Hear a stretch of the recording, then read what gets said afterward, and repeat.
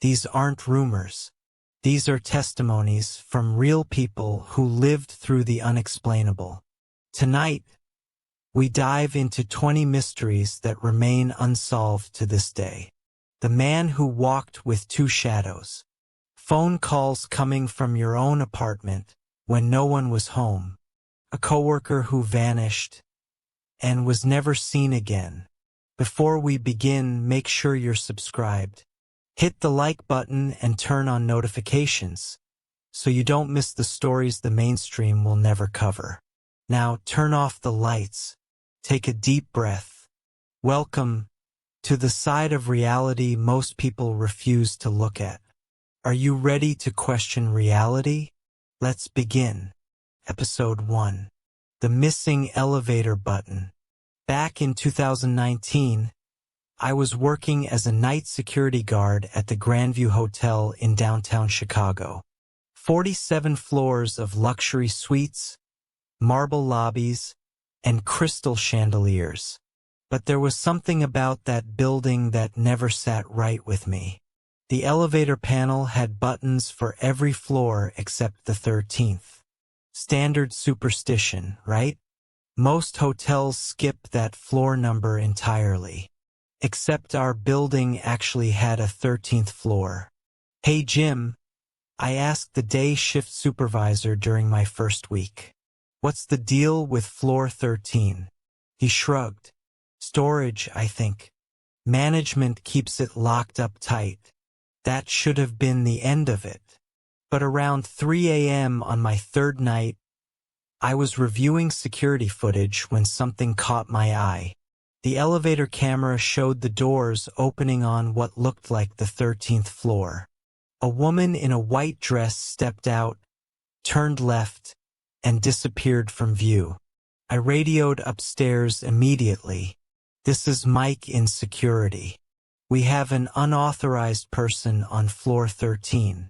Silence crackled through the radio. Then, "Floor 13 doesn't exist. Mike, check your monitors again." I rewound the footage. The timestamp clearly showed 3:17 a.m. The elevator doors opened. The woman stepped out. But according to the panel display, the elevator had stopped at floor 14. The next morning, I mentioned it to Carol, the front desk manager. She'd been working there for 15 years. "You're not the first to notice," she said quietly. "But management doesn't like us talking about it." "What do you mean?" She looked around, then leaned closer. 3 security guards before you reported the same thing. All 3 were let go within a month. That night, I positioned myself where I could see both the elevator and the security monitors. At exactly 3:17 a.m., the elevator chimed. The doors opened. The same woman emerged, wearing the same white dress. But here's what made my blood run cold. When I looked at the actual elevator, the doors never opened. Only on the security camera. I started keeping detailed logs. Every night at 3:17 a.m., she appeared. Always the same white dress, always turning left. I tried following her route on the blueprints, but the building schematics showed nothing but a maintenance area where she was walking.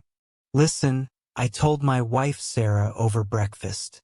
"I know this sounds crazy, but I think there's a ghost in the hotel." She laughed. "Honey, you've been working too many night shifts.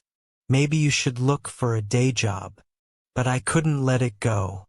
I started researching the building's history. The Grandview was built in 1923 during the height of the Jazz Age.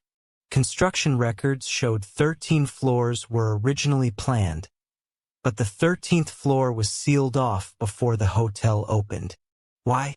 The records were vague, mentioning only structural concerns. I dug deeper. In the Chicago Tribune archives, I found a small article from October 1923. Woman dies in hotel fall. The victim was identified as Margaret Whitmore, age 28. She had fallen down an elevator shaft during the hotel's construction. The article mentioned she was wearing a white evening dress. 3 weeks into my investigation, I made a decision that probably saved my job or my sanity. I was going to find that 13th floor. During my rounds, I took the elevator to the 12th floor and walked the emergency stairwell. Between floors 12 and 14 there was a landing, and on that landing there was a door. The door was painted the same beige as the walls, almost invisible unless you knew where to look. No handle, no keyhole, just a thin seam in the wall. I pressed my ear against it. From inside, I could hear something that made my skin crawl, the sound of a woman crying. "Hello," I called softly. "Is someone in there?" The crying stopped immediately. I tried pushing the door, but it wouldn't budge. The next night I brought a crowbar. As I worked on the door frame, I heard footsteps approaching from inside. Slow, deliberate footsteps. Then a voice, muffled but clear. "Please don't disturb me. I'm waiting for the elevator." I dropped the crowbar. It clattered down the stairs, echoing through the empty stairwell. That was my last night at the Grandview Hotel. I turned in my resignation the next morning, claiming a family emergency. Carol found me in the parking lot as I was leaving. "You found it, didn't you?" I nodded. "What did you see?" "Nothing," I said. But I heard her. "She's still waiting for an elevator that will never come." Carol shook her head sadly. "They say she was supposed to be married the next day. The dress she was wearing? It was her wedding dress. I still drive past the Grandview sometimes. The building is still there, still operating. But I notice they're always hiring new night security guards. And I wonder if Margaret Whitmore is still waiting on that 13th floor, still trying to catch an elevator that stopped running for her 97 years ago." Episode 2, The Woman Who Walked Backwards. Small towns have their own rhythm. In Millbrook, Indiana, population 3,847, everyone knows everyone else's business. Which is why what happened in the summer of 2018 was so unsettling. It started with Mrs. Henderson, who lived in the house at the end of Maple Street. She was an early riser, always up by 5 a.m. to tend her garden. That's when she first saw her. "Sheriff Bradley," she said when she called the police station. "There's a woman walking backwards down my street." Deputy Martinez took the call. He'd been on the force for 2 years and had heard stranger things. "Is she injured, Mrs. Henderson? Does she need help?" "That's just it," Mrs. Henderson said. "She's walking backwards, but she's not stumbling. She's walking like she can see where she's going." By the time Martinez arrived, the woman was gone. But Mrs. Henderson was insistent.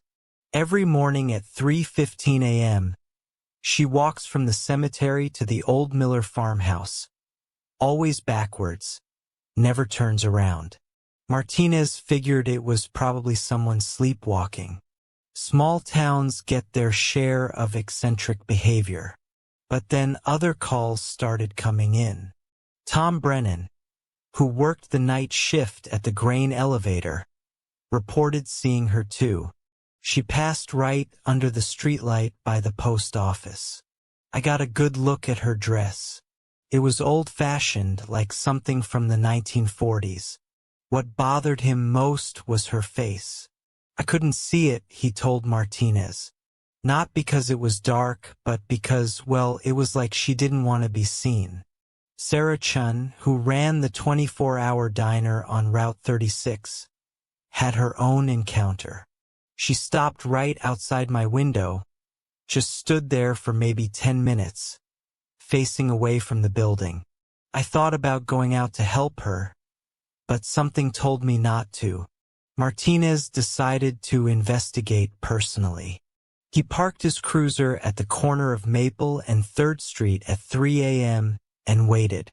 At exactly 3:15 a.m. she appeared. A woman in a dark dress, walking backwards, with perfect coordination. Her steps were measured, deliberate. She never once looked over her shoulder or stumbled. Martinez got out of his car. "Ma'am, are you all right?" She stopped walking but didn't turn around. "Ma'am, I'm Deputy Martinez with the Sheriff's Department. Can you hear me?" Still no response. She stood there for almost a minute, then resumed walking backwards. Martinez followed her at a distance, speaking into his radio. "This is Unit 7. I'm following a woman walking backwards down Maple Street. She's not responding to verbal commands. Copy that, Unit 7. Do you need backup?" "Not yet. Just documenting." The woman continued her backwards journey through the center of town, past the courthouse, the library, the old movie theater. Martinez noticed something odd. Dogs weren't barking. Usually, any unusual activity at 3 a.m. would set off a chorus of barking throughout the neighborhood. Tonight, the dogs were silent. She reached the old Miller farmhouse and simply vanished. Not gradually, not behind a tree or building. She was there one moment, gone the next. Martinez searched the property with his flashlight. The farmhouse had been abandoned for 30 years. The front porch was rotted through. The windows boarded up. No footprints in the soft earth around the foundation. The next morning, he visited the town historian, elderly Mr. Kowalski. "Deputy Martinez," Kowalski said, adjusting his glasses. "I have been waiting for someone to ask about her. You know about this? My grandmother used to tell stories about a woman who walked backwards through town, always at night, always alone." Kowalski pulled out a thick folder of old photographs and newspaper clippings. Her name was Emily Cartwright. She lived in the Miller farmhouse with her husband, Robert, back in 1943. He showed Martinez a wedding photo. A young woman in a simple dress, smiling at the camera. Robert was shipped out to the Pacific Theater in the spring of 1943. Emily would walk to the cemetery every morning at 3:15 a.m. to visit her father's grave and pray for her husband's safe return. What happened to her? Robert was killed at Guadalcanal. Emily received the telegram on a Tuesday morning. That night, she walked to the cemetery one last time, but she never came home. Martinez studied the photograph. They found her body. No, she just disappeared. But people started seeing her the next week, always walking backwards, always at 3:15 a.m. My grandmother said she was trying to walk back in time to undo the news about Robert. The sightings continued for months. Martinez established a pattern. The woman appeared every night, following the same route, always walking backwards. Other residents began reporting their own encounters. "She's looking for something," Mrs. Henderson told Martinez during one of his regular check-ins. "Or someone." "What makes you say that?" "Last night, I watched her from my bedroom window. She stopped in front of the Weinstein's house and stood there for the longest time, just standing, facing away from the house. Then she moved on." Martinez learned that the Weinstein's son was deployed in Afghanistan. The Johnson's daughter was serving in Iraq. The Novak family had a grandson in the Navy. Every house where Emily stopped had a family member in the military. She's checking on them, Martinez realized. She's watching over other military families. But why backwards? Kowalski had a theory. In some folk traditions, walking backwards is a way to confuse evil spirits. They can't follow you if you're walking away from your destination. Or maybe, Martinez thought, she's trying to walk back to a time when the war hadn't taken everything from her. The sightings continue to this day. New residents are warned about the woman who walks backwards. Most people stay inside at 3:15 a.m. But Martinez, now sheriff after Bradley's retirement, still makes his rounds. He's seen her dozens of times over the years. Always the same dress. Always the same careful backward steps. Sometimes he thinks about calling out to her again. But something tells him she's not ready to face forward yet. Maybe she never will be. Episode 3: The house that rearranges itself. Moving to a new house is always stressful. But when Janet and Robert Morrison bought their dream home in Westfield, Massachusetts, they thought the hardest part was over. The Victorian house on Elm Street had been on the market for 2 years. Built in 1887, it had original hardwood floors, stained glass windows, and enough character to fill a magazine spread. "It's perfect," Janet said as they signed the papers. "I can't believe no one else wanted it." Their realtor, Mrs. Patterson, shifted uncomfortably. "Well, it's been through several owners recently. Some people find old houses a bit challenging." They moved in on a Saturday in October 2020. By Sunday evening, they had most of their furniture arranged. Janet was particular about interior design. She measured everything twice, took photos to document her arrangements. "I want to remember how we set everything up," she told Robert as she snapped pictures of their living room. "This is our first real home together." Monday morning, Janet woke up early to make coffee. She walked into the kitchen and froze. "Robert," she called upstairs. "Did you move the kitchen table?" "What?" He appeared in his bathrobe, still half asleep. "Move it where?" "It's turned 90 degrees, and the chairs are on the wrong side." Robert looked at the table. "Honey, I think that's how we set it up yesterday." "No." Janet pulled out her phone and showed him the photos. "Look, yesterday the table was parallel to the window. Now it's perpendicular." Robert studied the photos, then the kitchen. "That's weird. Maybe we were more tired than we thought." But Janet was certain. She'd arranged the table herself, making sure it caught the morning light just right. Tuesday morning brought another change. The living room couch had moved 6 inches to the left. The coffee table was now centered on the rug instead of slightly off-center, as Janet had deliberately placed it. "This is ridiculous," Janet said. "I'm losing my mind." "Maybe we're still settling in," Robert suggested. "New house, new routines. It's easy to misremember things."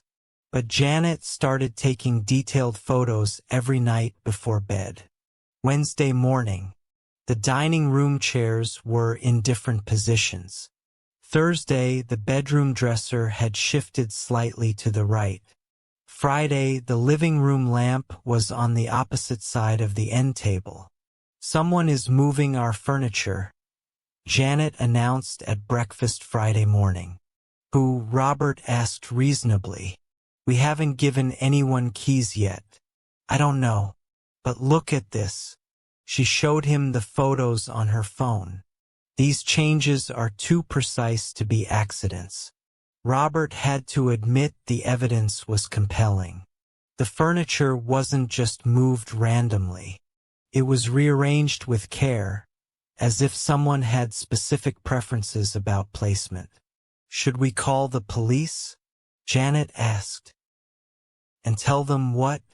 That our coffee table moved 6 inches? That weekend they installed a security system cameras in every room, motion detectors, door and window sensors. If someone was sneaking into their house, they'd catch them. Monday morning, the cameras showed nothing. No movement during the night except for the two of them sleeping. But the kitchen table had rotated 45 degrees.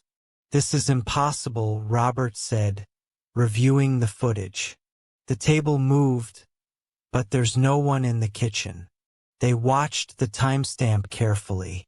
At 3:47 a.m., the table was in its original position. At 3:48 a.m., it had moved. But the camera showed no activity during that minute. Equipment malfunction? Janet suggested weakly, but she didn't believe it. Neither did Robert. They started staying up at night, taking turns watching the house. Janet's shift was midnight to 3 a.m. Robert's was 3 a.m. to 6 a.m. During Janet's watch on Tuesday night, she saw something that made her question her sanity. She was sitting in the living room, reading a book, when she heard a sound from the kitchen. Not footsteps, not voices, just a subtle scraping like wood moving across wood. She crept to the kitchen doorway and peered inside. The table was rotating slowly, as if pushed by invisible hands. "Robert," she hissed, "get down here." By the time he arrived, the table had stopped moving. But it was now positioned differently than when Janet had started her watch. "I saw it moving," she whispered, "by itself." They called Mrs. Patterson the next morning. "I think we need to know more about this house's history," Janet said. "The previous owners? Why did they sell?" Mrs. Patterson sighed. "The Hendersons lived there for 6 months. Before them, the Yamadas lasted 3 months. Before them, the Sullivans managed 8 months. Why did they leave?" They all mentioned unusual activity. Furniture moving, objects being rearranged. Most people assumed it was the house settling or their imagination.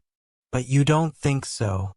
"I think old houses have personalities," Mrs. Patterson said carefully. "Sometimes they need time to adjust to new inhabitants." That night, Janet tried an experiment. She left a note on the kitchen table.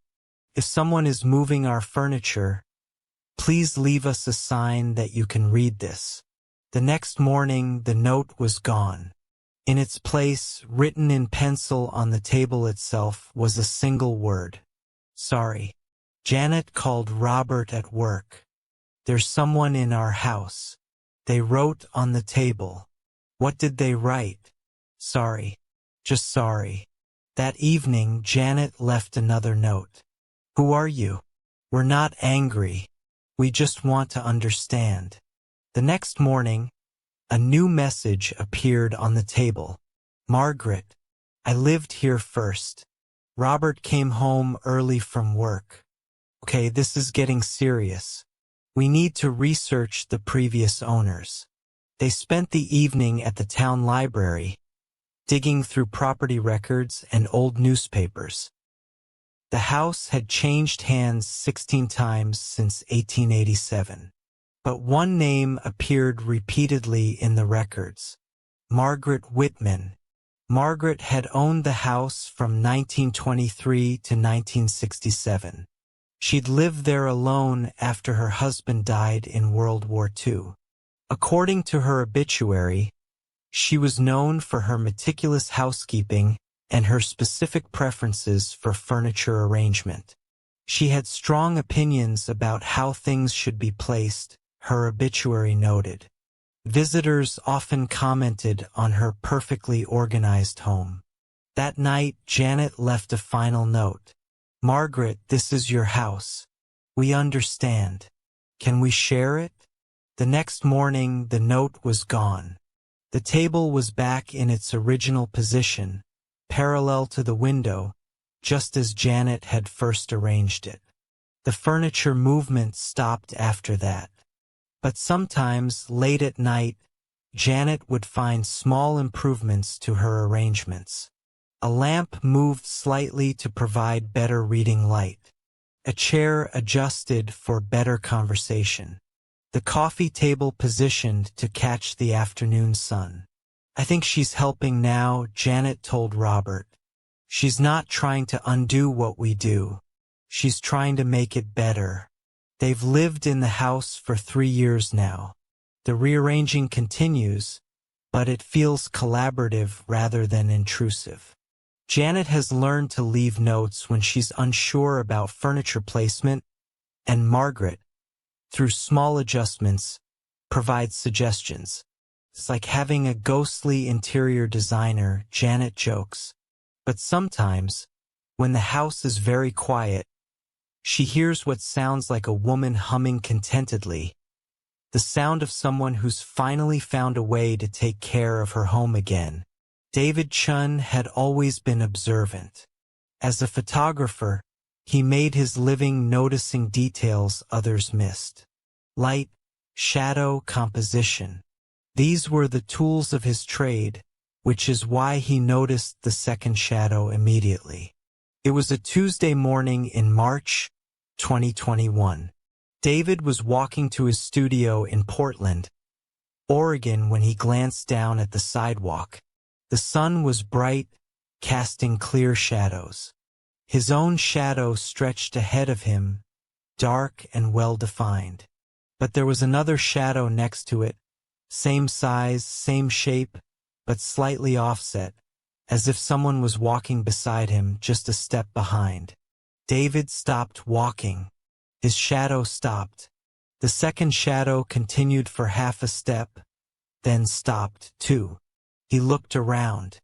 The street was empty except for a woman walking her dog about 50 feet away. No one close enough to cast a shadow near his. "Weird," he muttered, and continued walking. But the second shadow bothered him all day. That evening he mentioned it to his girlfriend, Sarah. Maybe it was a reflection, she suggested, from a window or something. On the sidewalk. Or maybe someone was walking behind you and you just didn't notice them. David shook his head. "I looked. There was no one there." The next morning he paid closer attention to his shadow. There it was again, the second shadow following just behind and to the left of his own. This time he experimented. He stopped suddenly. His shadow stopped immediately. The second shadow took one more step, then stopped. He waved his arms. His shadow waved. The second shadow remained still. He jumped. His shadow jumped. The second shadow stayed planted on the ground. "What the hell?" David said aloud. A jogger passed by and gave him a strange look. David realized he was standing in the middle of the sidewalk, talking to his shadow. That afternoon, he brought his camera to capture the phenomenon. The photos showed only one shadow, his own. But to his eyes, the second shadow was clearly visible. "I think I'm losing my mind," he told Sarah that night. "Maybe you should see a doctor," she said. "Could be a vision problem." But David's vision was fine. He'd had an eye exam just 3 months earlier. 20/20 vision. No problems. The shadow appeared every day now. Always in the same position. Always behaving differently from his own shadow. David started keeping a journal, documenting the shadow's behavior. March 15th.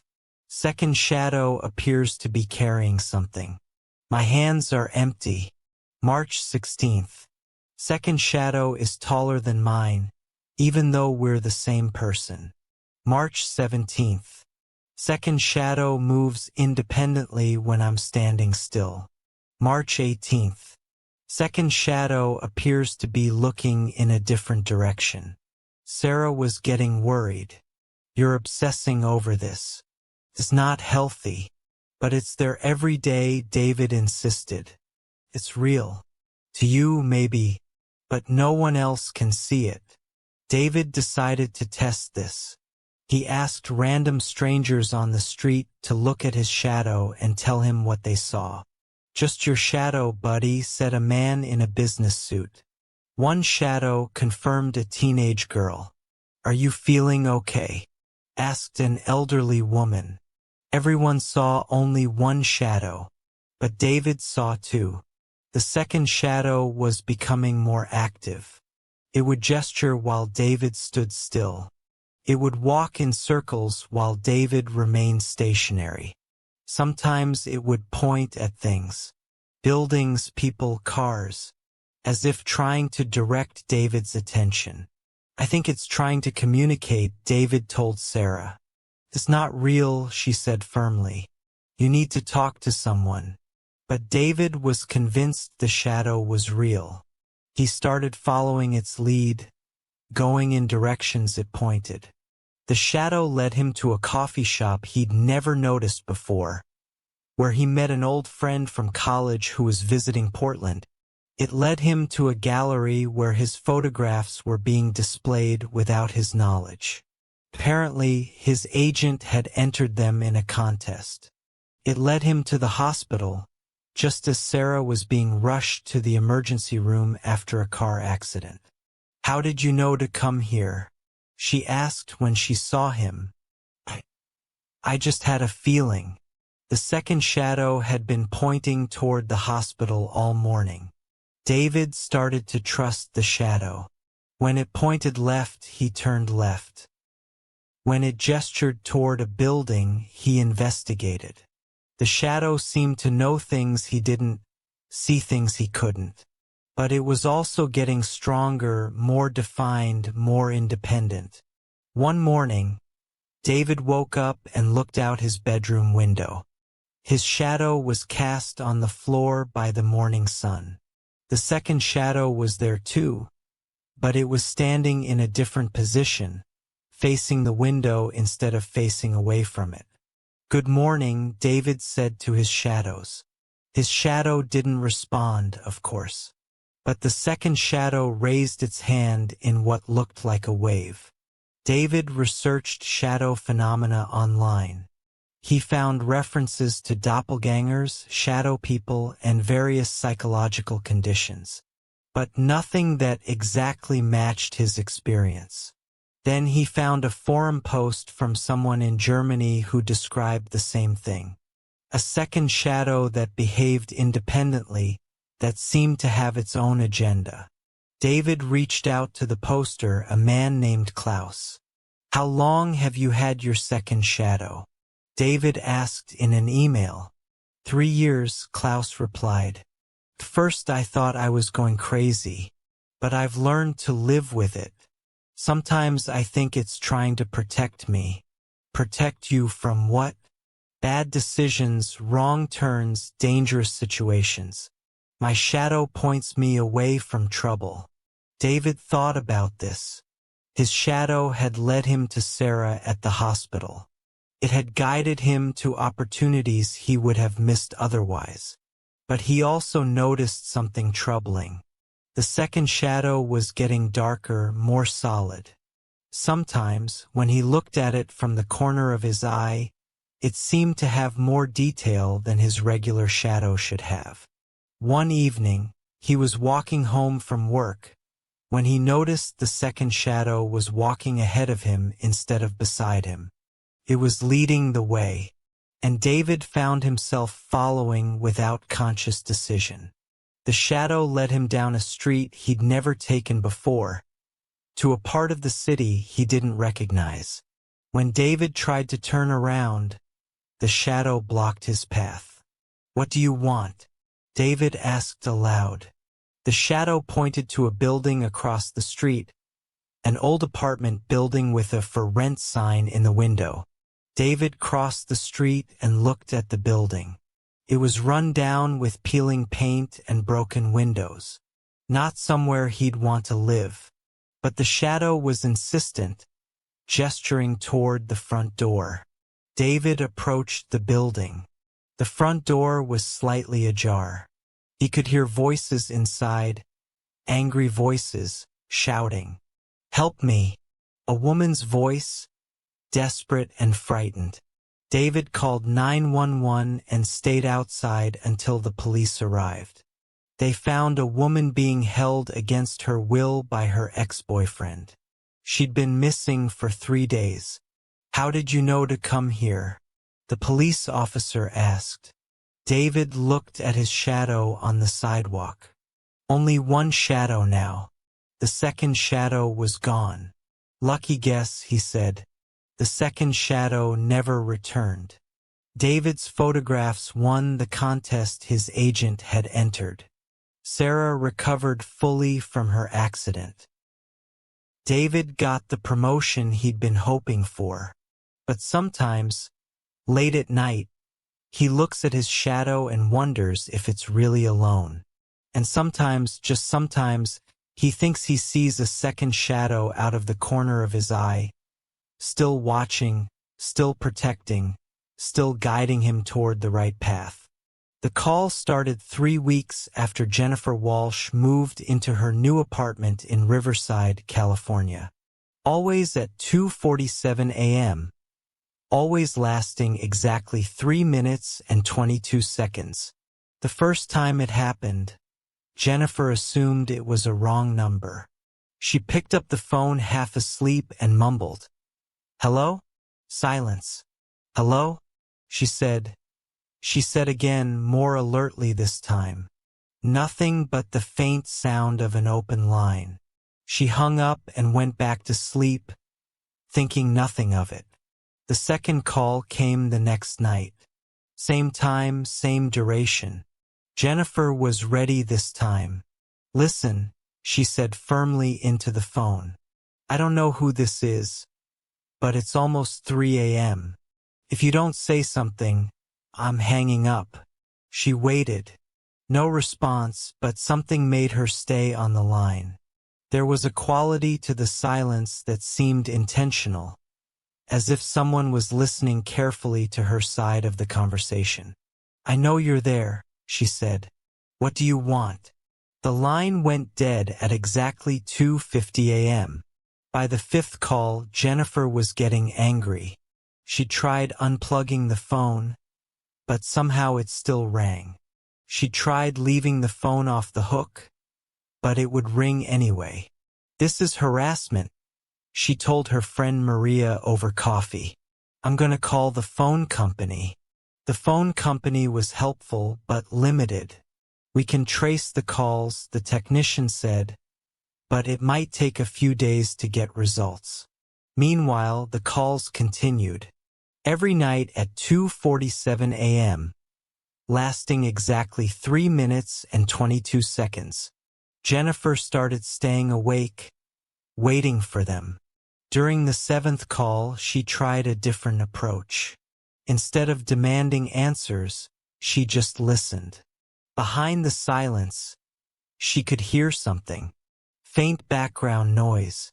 Sounded like household sounds. A refrigerator humming. A clock ticking. The subtle creaking of a house settling. "Where are you calling from?" she asked softly. No response, but the background sounds continued. Jennifer got an idea. She muted her phone and listened carefully to the sounds coming through the line. The refrigerator hum was familiar. The clock ticking was distinctive. It had an irregular rhythm like a clock that needed repair. She looked around her apartment. Her refrigerator was humming. Her wall clock was ticking with the same irregular rhythm. "Oh my God," she whispered. "You're in my apartment." She crept through her apartment, checking every room, every closet, every possible hiding place. Nothing. The apartment was empty, but the sounds on the phone matched her apartment perfectly. The next day, Jennifer called the phone company again. "I need those trace results immediately," she said. "This is urgent." The technician called back 2 hours later. "Ma'am, I have the results, but they don't make sense." "What do you mean?" "The calls are coming from your own phone number. Jennifer felt cold. That's impossible. I'm receiving the calls on that phone. I know, ma'am. But according to our records, the calls are originating from your landline and being received by your landline simultaneously. That night, Jennifer set up a recording device to capture the call. At 2:47 a.m., the phone rang. She answered it and immediately started recording. "Hello," she said. "I'm recording this call." Silence from the other end. But she could hear the familiar background sounds of her apartment. Then faintly, she heard her own voice saying, "Hello, I'm recording this call." The voice was coming through the phone line.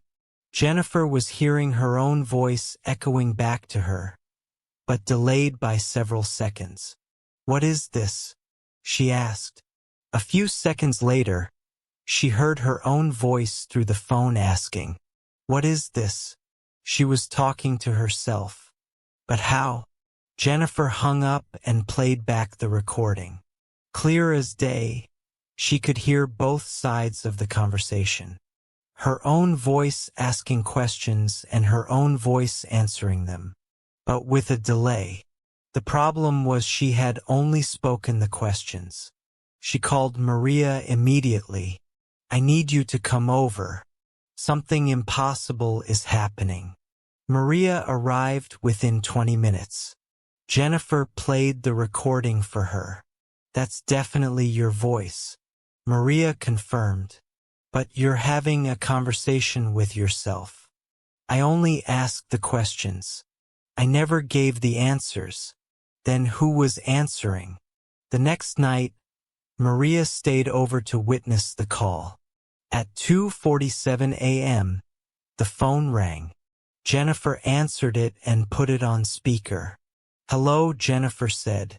"My friend Maria is here with me." They heard Jennifer's voice echo back. "Hello. My friend Maria is here with me." Then, after a pause, they heard, "I can see Maria. She's wearing a blue sweater." Maria was indeed wearing a blue sweater. "Ask it something only you would know," Maria whispered. "What was the name of my first pet?" Jennifer asked. After a delay, her own voice answered. "Whiskers. A gray cat." Maria's eyes widened. "You told me about Whiskers last week. But I never said that into the phone." They tried several more questions. The voice, Jennifer's voice, answered all of them correctly, providing information that only Jennifer would know. "It's like you're talking to yourself from another time," Maria said. "Or another place," Jennifer added. The calls continued for another week. Each night, Jennifer would have conversations with her own voice, learning things about herself that she didn't remember saying. Then one night, the voice said something different. "Jennifer," it said in her own voice, "you need to leave the apartment." "Why?" she asked. "Check the gas line behind the stove." Tonight, Jennifer went to the kitchen and pulled the stove away from the wall.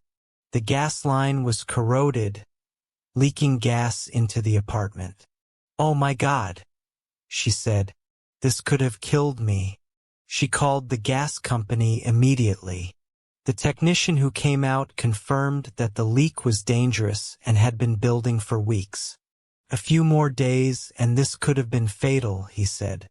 "How did you know to check?" Jennifer looked at her phone. "Someone called and told me." The gas line was repaired the next day. That night, Jennifer waited for the call at 2:47 a.m. The phone didn't ring.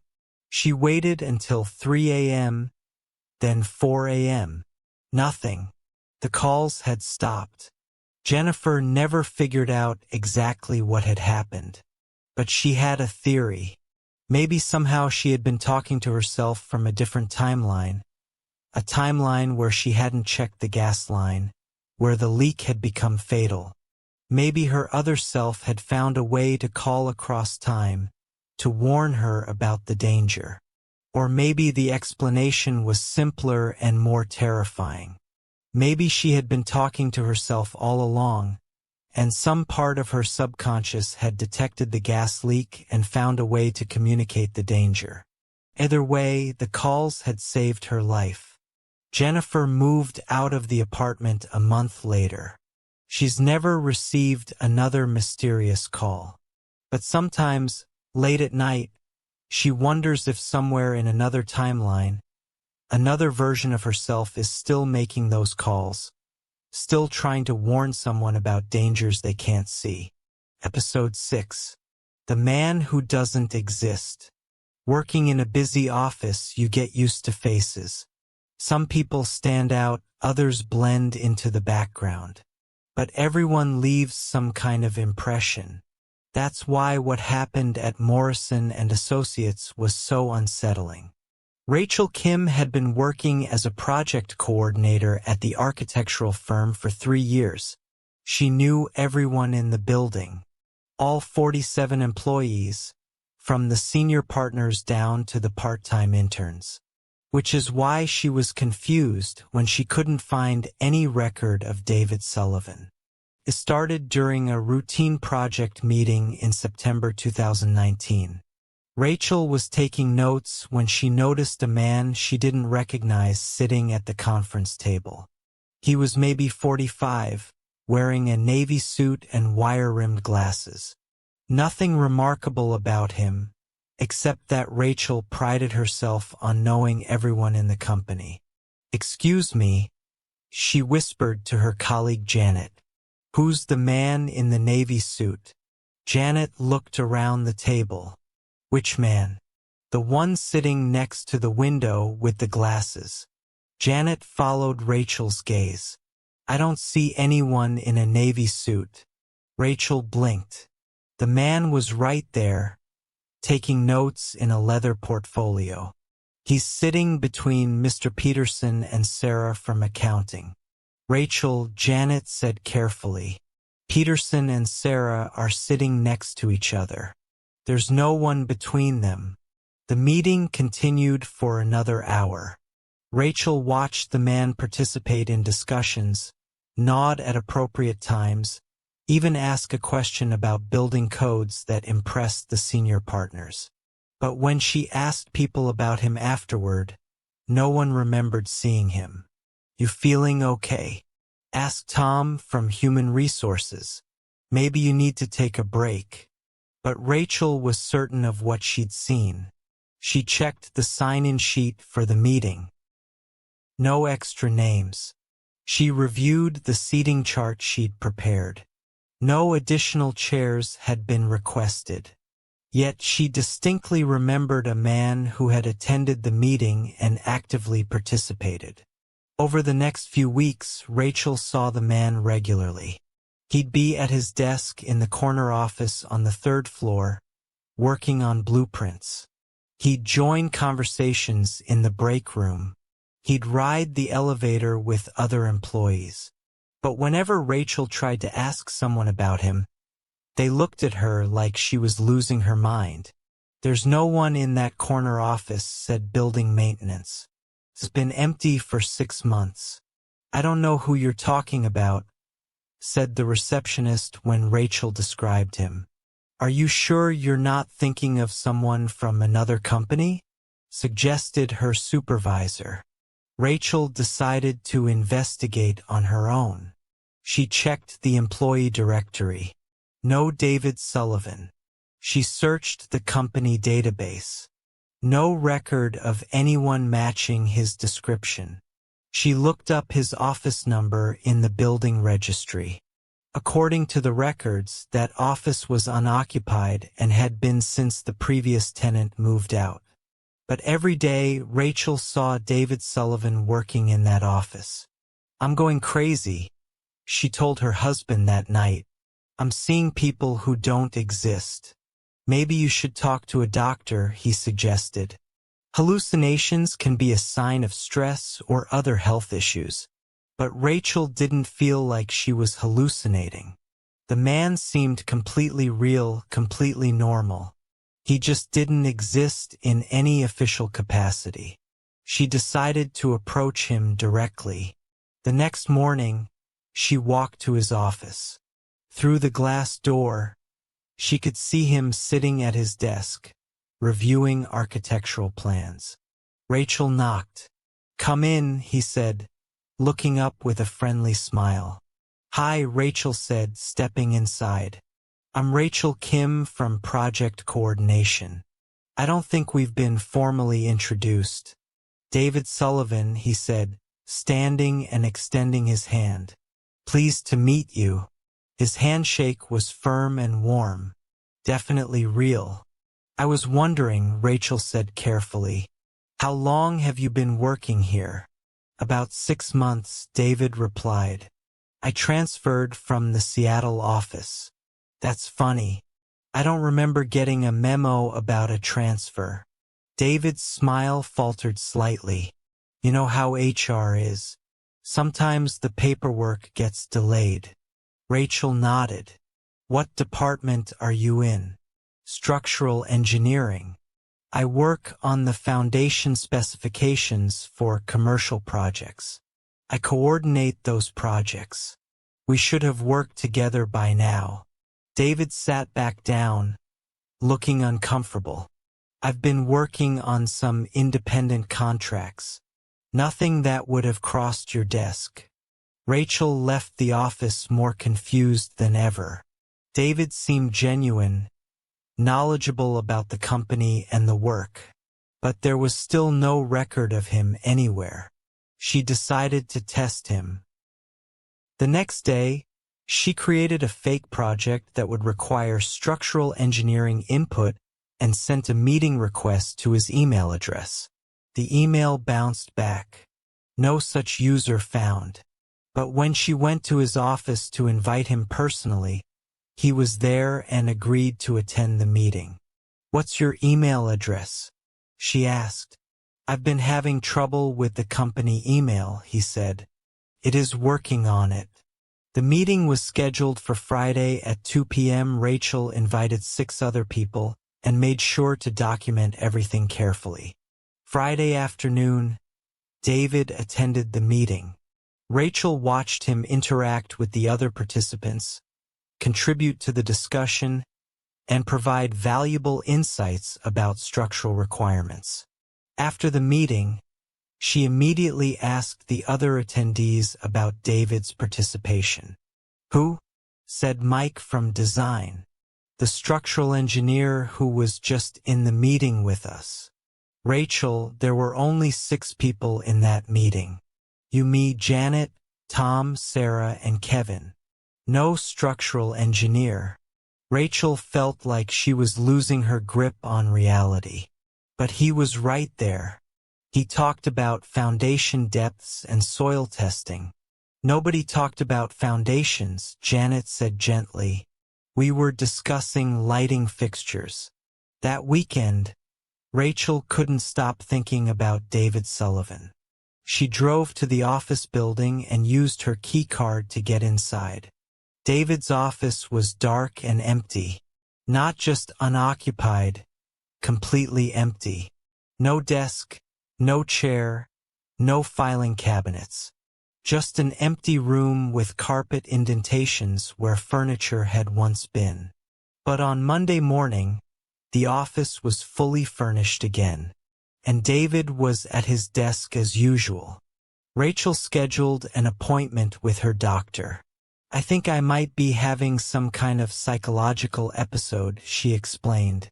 The doctor ran several tests, brain scans, blood work, psychological evaluations.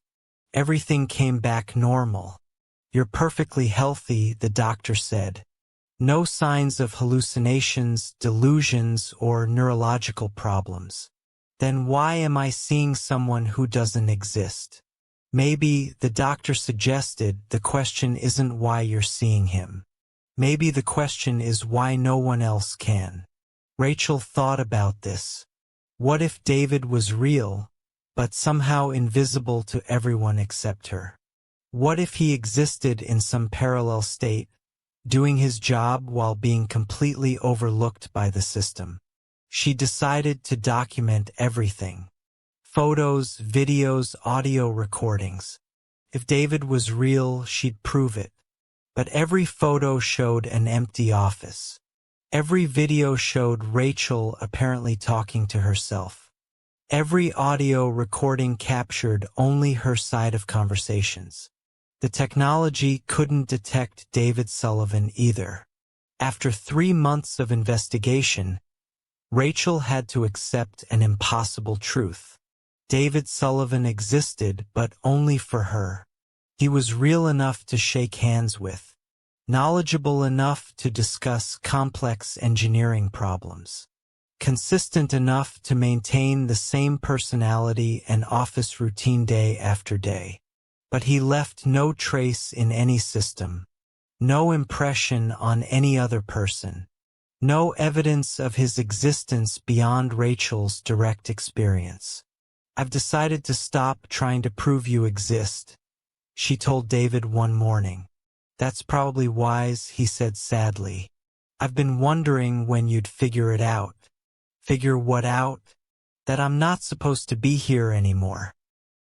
David explained that he had worked at Morrison and Associates, but he died in a car accident 6 months earlier while driving home from the Seattle office. Somehow he'd gotten confused and reported to work in the wrong timeline. "I didn't realize I was dead until you started asking questions," he said. "I thought everyone was just being unfriendly." "Are you a ghost?" "I don't know what I am. I just know I've been trying to finish my projects, but I can't save any files or send any emails. I thought it was a computer problem." Rachel felt a strange mix of sadness and relief. David wasn't a sign that she was losing her mind. He was just a lost soul trying to do his job. "What happens now?" she asked. "I think it's time for me to leave," David said. "I've been holding on to this place because it felt safe, but I can't stay forever." The next morning, David's office was empty and remained empty. Rachel never saw him again. But sometimes, when she's working late and the office is quiet, she hears the sound of typing coming from the corner office. And sometimes, when a structural engineering problem comes up that no one can solve, she finds the solution on her desk the next morning, written in handwriting she recognizes. David Sullivan may not exist in any official capacity, but he's still trying to finish his work. GPS technology is supposed to be foolproof. Satellites don't lie. Coordinates don't shift. Forests definitely don't relocate themselves. Tell that to the camping group that got lost in the Cascade Mountains in August 2020. Mark Stevens had been leading wilderness trips for 15 years. He knew the Pacific Northwest like his own backyard, and he always used multiple navigation methods: GPS, compass, topographic maps, and old-fashioned trail markers. Safety first, he always told his groups. Nature doesn't forgive careless mistakes. The group consisted of 6 experienced hikers: Mark, his wife Linda, their friends Bob and Carol Martinez, and a young couple from Portland, Jake and Emma Thompson. They set up base camp at Miller Creek, a well-known spot about 12 miles from the nearest trailhead. Mark had camped there dozens of times over the years. "Beautiful spot," Emma said as they pitched their tents. "How far are we from civilization?" Mark checked his GPS. 12.3 miles northwest of the parking area. "We'll do a day hike tomorrow, then head back to civilization on Sunday." That night, everything was normal. They cooked dinner over the camp stove, told stories around the fire, and went to bed under a clear, star-filled sky. Mark woke up first, as usual. He stepped out of his tent to start the morning coffee and immediately felt disoriented. The landscape looked wrong. The creek that had been flowing east to west was now running north to south. The large boulder that had served as their cooking table was on the opposite side of the campsite.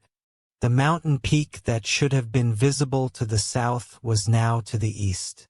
"Linda," he called softly, "can you come out here for a minute?" Linda emerged from their tent, already dressed for the day's hike. "What's wrong? Does this look right to you?" Linda looked around, frowning. "The creek. Wasn't it running the other direction yesterday?" "That's what I thought too." Bob emerged from his tent, followed by Carol. "Morning," Bob said cheerfully. "Ready for some hiking?" "Bob," Mark said, "look at that mountain peak. Where was it yesterday?" Bob squinted at the peak. "Same place it's always been, I think." "Why? I could have sworn it was to the south of us yesterday." "Nah," Bob said. "It's always been to the east. I remember because I used it as a reference point when we arrived." But Mark distinctly remembered the peak being in a different location. He pulled out his GPS unit. According to the device, they were now 18.7 miles northwest of the parking area. "That's impossible," Mark said. "We went to bed 12 miles from the trailhead. We didn't hike anywhere." He checked the coordinates against his topographic map. The GPS was showing their location as being in a completely different watershed. "Equipment malfunction," Linda suggested. "GPS units aren't perfect." But Mark's compass was showing the same directional changes. North was now where east had been the night before. "Maybe we're just turned around," Carol said. "It's easy to get confused when you wake up in an unfamiliar place." But this wasn't an unfamiliar place. Mark had camped at Miller Creek many times. He knew every rock, every tree, every bend in the water. Except now everything was different. Jake and Emma were the last to wake up. "Sleep well?" Jake asked. "Did you notice anything strange about the campsite this morning?" Mark asked them. Jake and Emma looked around. "Like what?" "The orientation, the direction of the creek, the position of the mountain. Looks the same as yesterday to me," Emma said. Mark was beginning to think he was losing his mind. But Linda backed him up. "The creek was definitely running east to west yesterday. I remember because I commented on how the morning sun reflected off the water." They decided to pack up and hike back to the parking area. But when Mark tried to orient their route, he couldn't make sense of the terrain. According to his GPS, they needed to hike southeast to reach the trailhead. But southeast led them deeper into the wilderness, away from any trail he recognized. "This doesn't match the topographic map," he told the group. "According to this GPS reading, we should be in a completely different mountain range." They hiked for 3 hours, following the GPS coordinates. Instead of reaching the parking area, they found themselves in terrain none of them recognized. "I think we need to turn around," Linda said. "This isn't right." They retraced their steps back to the campsite. The return hike took 5 hours, even though they'd only hiked for 3 hours on the way out. "The distances aren't matching up," Bob observed. "We're covering the same ground, but it's taking longer." Back at the campsite, Mark tried calling for help on his satellite phone. No signal. The device couldn't locate any satellites. "How was that possible?" Carol asked. "Satellite phones work everywhere." Mark checked his regular cell phone. No signal there either, which wasn't unusual in the wilderness. But the satellite phone should have worked. They decided to spend another night at the campsite and try to figure out their location in the morning. That night, Mark stayed awake to observe their surroundings.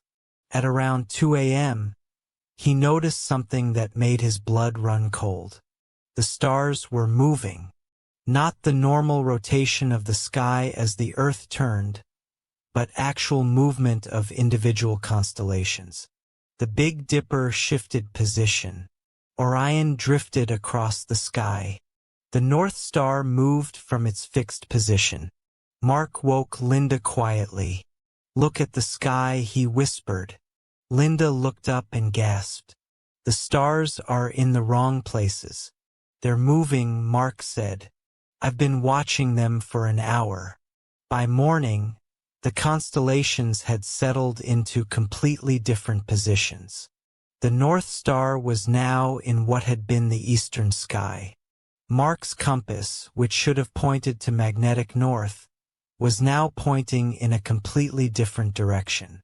"We're not on the same planet," Mark said quietly.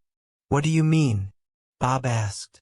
"I mean, this isn't Earth, or it's not the Earth we went to sleep on 2 nights ago." The group looked at him like he'd lost his mind. "Come on, Mark," Jake said. "There's got to be a rational explanation." But Mark had run out of rational explanations. GPS coordinates that changed overnight. Stars that moved across the sky. A forest that had somehow relocated itself. They spent the 3rd day trying to find any landmark they recognized. Nothing looked familiar. The trees were the same species. The rocks were the same geology. But the arrangement was completely different. On the 4th day, they found a trail. It wasn't on any of Mark's maps, but it was clearly maintained and led in a consistent direction. "Maybe it leads to a ranger station," Emma suggested hopefully. They followed the trail for 6 hours and emerged at a parking area. There was their car exactly where they'd left it.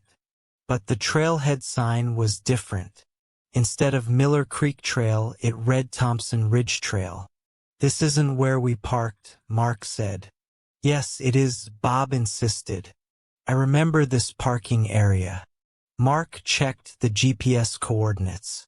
According to the device, they were at the exact same coordinates where they'd started their trip 4 days earlier. But they were in a completely different location. They drove home in silence. Mark spent the next week researching their experience, looking for similar reports. He found dozens of accounts from hikers who'd experienced similar phenomena. Forests that moved overnight. Trails that led to different destinations. GPS coordinates that shifted while hikers slept. Some called it dimensional drift. Others blamed magnetic anomalies or equipment failures. Mark never found a satisfactory explanation. He still leads wilderness trips, but he's more careful about where he camps. And he always carries multiple GPS units, just in case the forest decides to move again. Nature has its own rules, he tells his groups now. And sometimes those rules don't make sense to us. But late at night, when the group is asleep, Mark watches the stars, just to make sure they stay where they're supposed to be.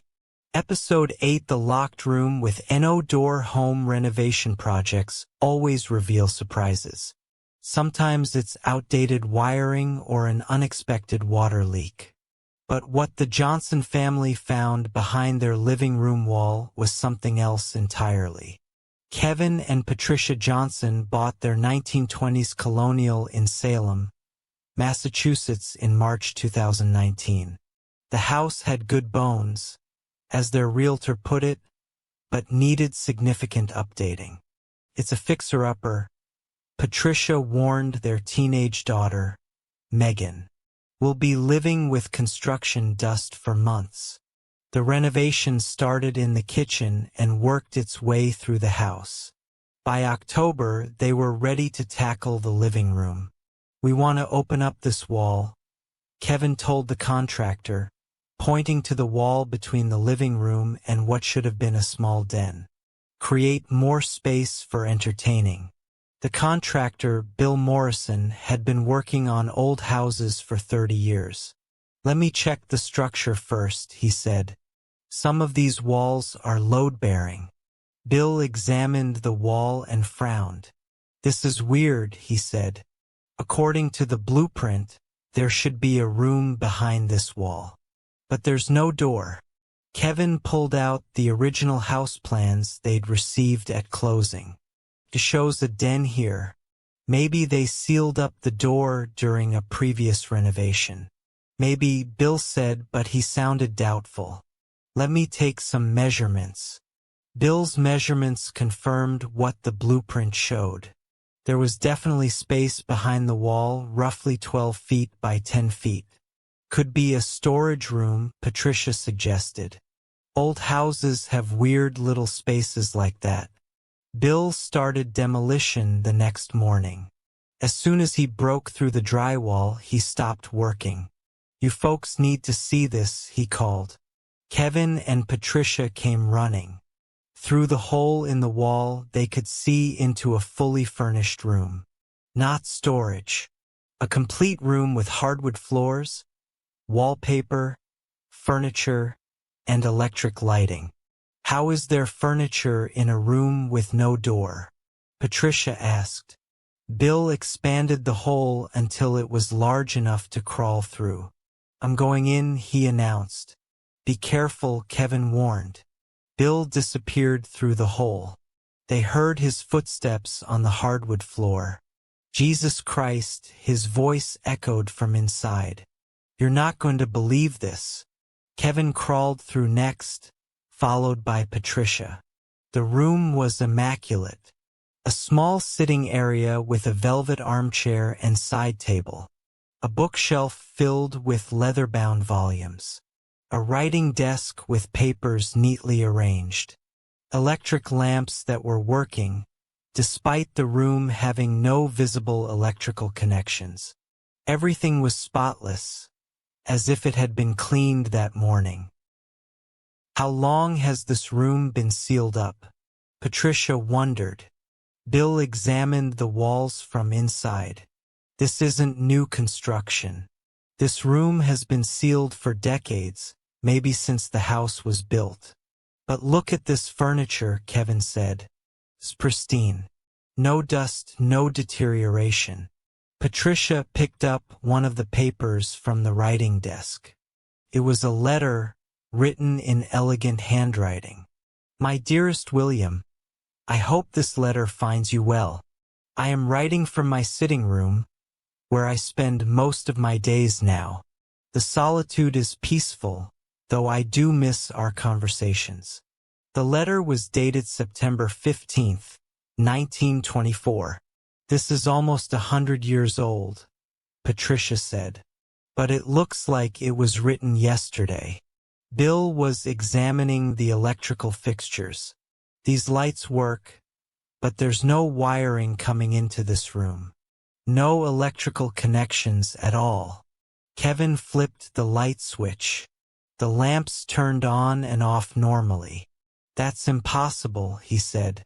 They explored the room more thoroughly. The bookshelf contained first-edition novels from the 1920s, all in perfect condition.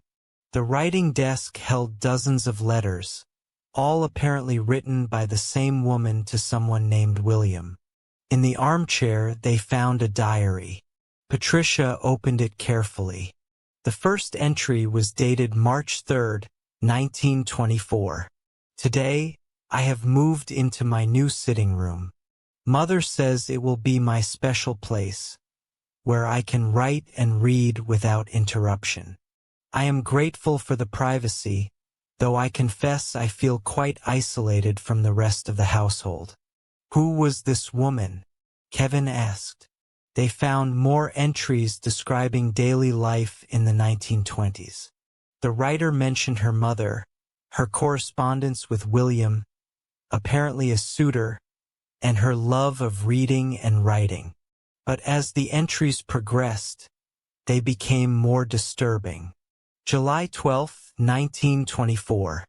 "I tried to leave my sitting room today, but I cannot find the door. Surely there must be a door, but I can see no way out. This must be some kind of illness affecting my perception. July 20th, 1924. Mother has not visited in several days. I call out, but no one answers. I am beginning to fear that I am trapped. August 5th, 1924. I understand now that I will not be leaving this room. I do not know why this has happened, but I am at peace with my situation. The room provides everything I need. Food appears on my table each morning, fresh water in the pitcher, clean clothing in the wardrobe. September 1st, 1924. Today marks 5 months in my sitting room. I have ceased to age, ceased to hunger except when food is provided, ceased to tire except when the bed calls to me. I believe I am no longer entirely alive, though I am not dead either. The final entry was dated December 21st, 1924. I will write no more after today. I have accepted my circumstances and found peace in solitude. If someone finds these words, know that I was not unhappy here. This room has been my sanctuary, and I will guard it always. This is incredible, Patricia said. It's like a time capsule. But Bill was looking uncomfortable. Folks, I think we should seal this room back up. Why? Kevin asked. Look around. No dust, perfect preservation, lights that work without electricity. This isn't natural. As if responding to his words, the lights in the room flickered. We should go, Bill said firmly. They crawled back through the hole into the living room. Bill immediately started measuring materials to seal up the wall. Don't you want to preserve it? Patricia asked. This is historically significant. Ma'am, Bill said. In 30 years of construction work, I've seen some strange things, but I've never seen a room that preserves itself. That's not something you want to disturb. That night, the Johnson family heard sounds coming from behind the sealed wall. Soft footsteps, the creak of an armchair, the rustle of paper. She's still in there, Megan said at breakfast. The woman who wrote the diary. Don't be silly, Kevin said. It's just the house settling. But they all heard it. Every evening, the sounds of someone moving around in the sealed room. Sometimes they heard what sounded like writing, the scratch of pen on paper. Kevin wanted to break through the wall again, but Patricia stopped him. She chose to stay in that room, Patricia said. Maybe we should respect that choice. They finished the renovation with the wall sealed. The living room was beautiful, spacious, and comfortable. But sometimes late at night, they hear the soft sound of footsteps in the room that doesn't exist. And sometimes, in the morning, they find fresh flowers on their doorstep, arranged in the style of the 1920s, as if someone from that era wanted to thank them for preserving her sanctuary. The Johnson family never opens that wall again. They've learned that some spaces are meant to remain hidden. Some secrets are meant to be kept, and some residents never really leave their homes, even when their homes have no doors. Episode 9. The photographs that watch. Family photographs are supposed to capture moments, preserve memories, freeze time in a frame. They're not supposed to change. But in the Henderson household in Tulsa, Oklahoma, the family photos were developing a life of their own. It started in November 2020, when Margaret Henderson was organizing family albums for her daughter's wedding slideshow. She'd been going through decades of photographs, scanning the best ones for the reception presentation. Mom, her daughter Sarah called from the living room. Come look at this. Margaret found Sarah staring at the family portrait hanging above the fireplace. It was their Christmas photo from 2018. Margaret, her husband Robert, Sarah, and her younger brother Michael, all smiling at the camera. "What am I looking at?" Margaret asked. "Dad's eyes," Sarah said. "Look at where he's looking." Margaret studied the photograph. Robert was looking slightly to the left of the camera, toward the Christmas tree. "He's looking at the tree," Margaret said. "So, Mom, in this photo he was always looking straight at the camera. I remember because we took about 20 shots to get everyone looking the right direction." Margaret looked more closely. Sarah was right. She remembered Robert looking directly into the camera lens. But in the current photo, his gaze was definitely angled toward the tree. "Maybe I'm misremembering," Margaret said. "We took so many pictures that day." But Sarah was certain. "I looked at this photo just last week when I was showing it to my fiancé. Dad was looking at the camera then." Margaret dismissed it as a trick of memory. People often misremember details from photographs. But 2 days later, she noticed something else. In their wedding photo on the hallway table, Robert was no longer looking at Margaret. He was looking over her shoulder, toward the photographer. "That's not right," Margaret muttered. She pulled out their wedding album and found the original photo. In the album, Robert was gazing lovingly at Margaret, just as she remembered. But in the framed photo on the table, he was looking in a completely different direction. Margaret compared several other family photos to their originals and albums. In each case, the framed versions showed subtle differences. People looking in different directions, changed expressions, altered poses. "I think I'm losing my mind," she told Robert that evening. "What do you mean?" She showed him the discrepancies between the album photos and the framed versions. Robert studied the images carefully. "Honey, these look the same to me. Look at your eyes in the Christmas photo. You're looking at the tree instead of the camera." "I am looking at the camera," Robert said, pointing at the photo. Margaret looked again. In the frame, Robert was indeed looking directly at the camera, just as she remembered. "But 5 minutes ago you were looking at the tree," she said. "Margaret, I think you're stressed about the wedding planning. Maybe you should take a break from organizing photos." But Margaret knew what she'd seen. The photos were changing. She started taking pictures of the photographs with her phone, documenting their positions and expressions. Every morning, she'd compare the phone images to the actual photos. The changes were subtle but consistent. Eyes that looked in different directions. Smiles that became slightly more or less pronounced.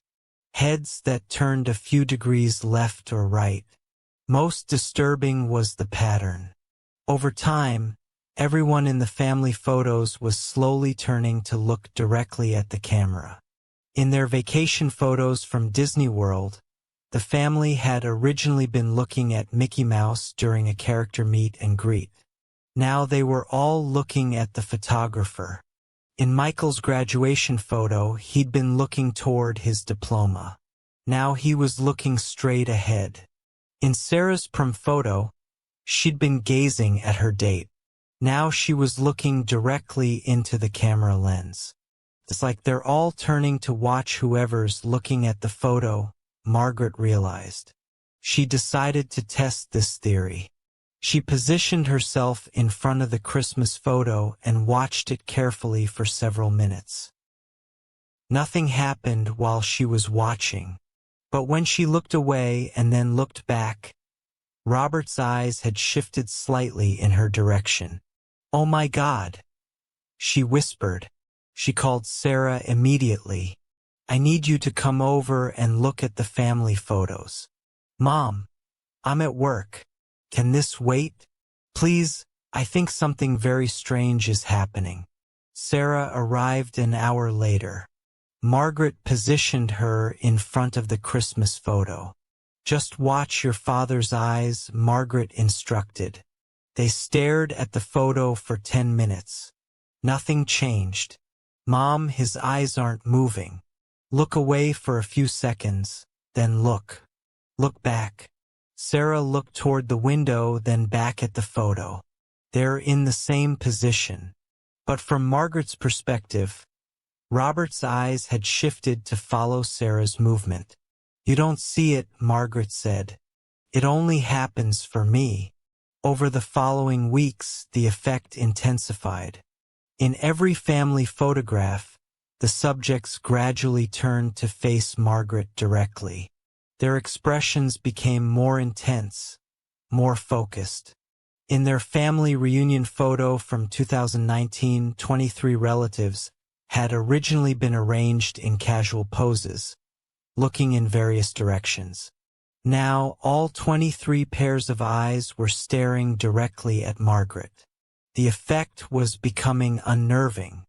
Walking through her house felt like being watched by dozens of family members.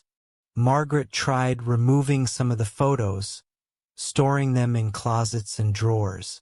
But even the photos she couldn't see seemed to be watching her. She felt observed, studied, constantly under surveillance. Maybe it's a sign, she told Robert. Maybe they're trying to tell me something. Margaret, photos don't try to tell you things. They're just pictures. But Margaret wasn't convinced. She studied each photo carefully, looking for clues about what her family members might be trying to communicate. In Michael's childhood birthday photo, his expression had become more serious, almost warning. In her mother's portrait from 1995, the elderly woman's eyes had become more urgent, more concerned. In their wedding photo, Robert's gaze had intensified, as if he was trying to tell her something important. Margaret realized that all the photos had been gradually changing since Sarah's engagement announcement. The timing couldn't be coincidental. They're trying to warn me about the wedding, she concluded. She shared this theory with Sarah, who was understandably skeptical. Mom, you're scaring me. These are just photographs. They can't change or watch you or send warnings. But Margaret was convinced. She studied each photo for clues about what might be wrong with the wedding plans. 2 weeks before the wedding, she found her answer. In the family reunion photo, her nephew David's expression had become particularly intense. Margaret realized she hadn't seen David since the reunion, despite him being on the guest list. She called her sister. Is David still planning to come to the wedding? Oh, Margaret, I meant to call you. David's been in some trouble lately. Legal issues. I don't think it's a good idea for him to attend. What kind of legal issues? I'd rather not say over the phone. Margaret did some research and discovered that David had been arrested for stalking his ex-girlfriend. He was currently out on bail and had been making threats against her family. Margaret called the police and learned that David had specifically mentioned Sarah's wedding as a place where he might confront his ex-girlfriend's family.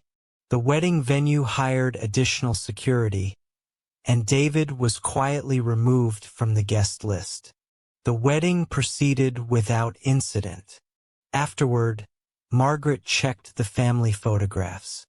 Slowly, over the course of several weeks, the subjects returned to their original positions and expressions. By Christmas 2020, all the photos looked exactly as they had when they were first taken. They were protecting Sarah, Margaret realized, warning me about the danger. Margaret still doesn't understand how or why the photographs changed, but she's learned to pay attention when family pictures start behaving strangely. Because sometimes the people who love you most find a way to watch over you, even from inside a picture frame. Episode 10, The Day That Never Happened. Time is supposed to be linear, predictable, constant. Tuesday follows Monday, which follows Sunday. But sometimes, apparently, a day can simply vanish from existence. Amanda Chun discovered this on what should have been Wednesday, October 14, 2020. She woke up that morning feeling refreshed and ready for the day. Her phone alarm showed 7 a.m., just as it did every weekday. She went through her normal routine. Shower, coffee, check emails, review her schedule. But when she looked at her calendar, something was wrong. Tuesday, October 13th. Staff meeting at 2 p.m. Dinner with mom at 6 p.m. Thursday, October 15th. Client presentation at 10 a.m. Dentist appointment at 3 p.m. There was no Wednesday. Amanda scrolled through her calendar app, thinking it was a glitch. But October 14th simply wasn't there. The calendar jumped from Tuesday the 13th directly to Thursday the 15th. That's weird, she muttered, and opened her laptop calendar. Same thing. No Wednesday. She checked her phone's date and time settings. Wednesday, October 14th, 2020. But her calendar applications showed no record of that date existing. Amanda called her assistant, Michael. Hey, what day is it? Wednesday, Michael said. October 14th. Why? Can you check your calendar? Do you have anything scheduled for today? Hold on, she heard typing. That's strange. My calendar is completely blank for today. Like the day doesn't exist. What do you mean? I mean there's no October 14th in my calendar. It goes from Tuesday to Thursday.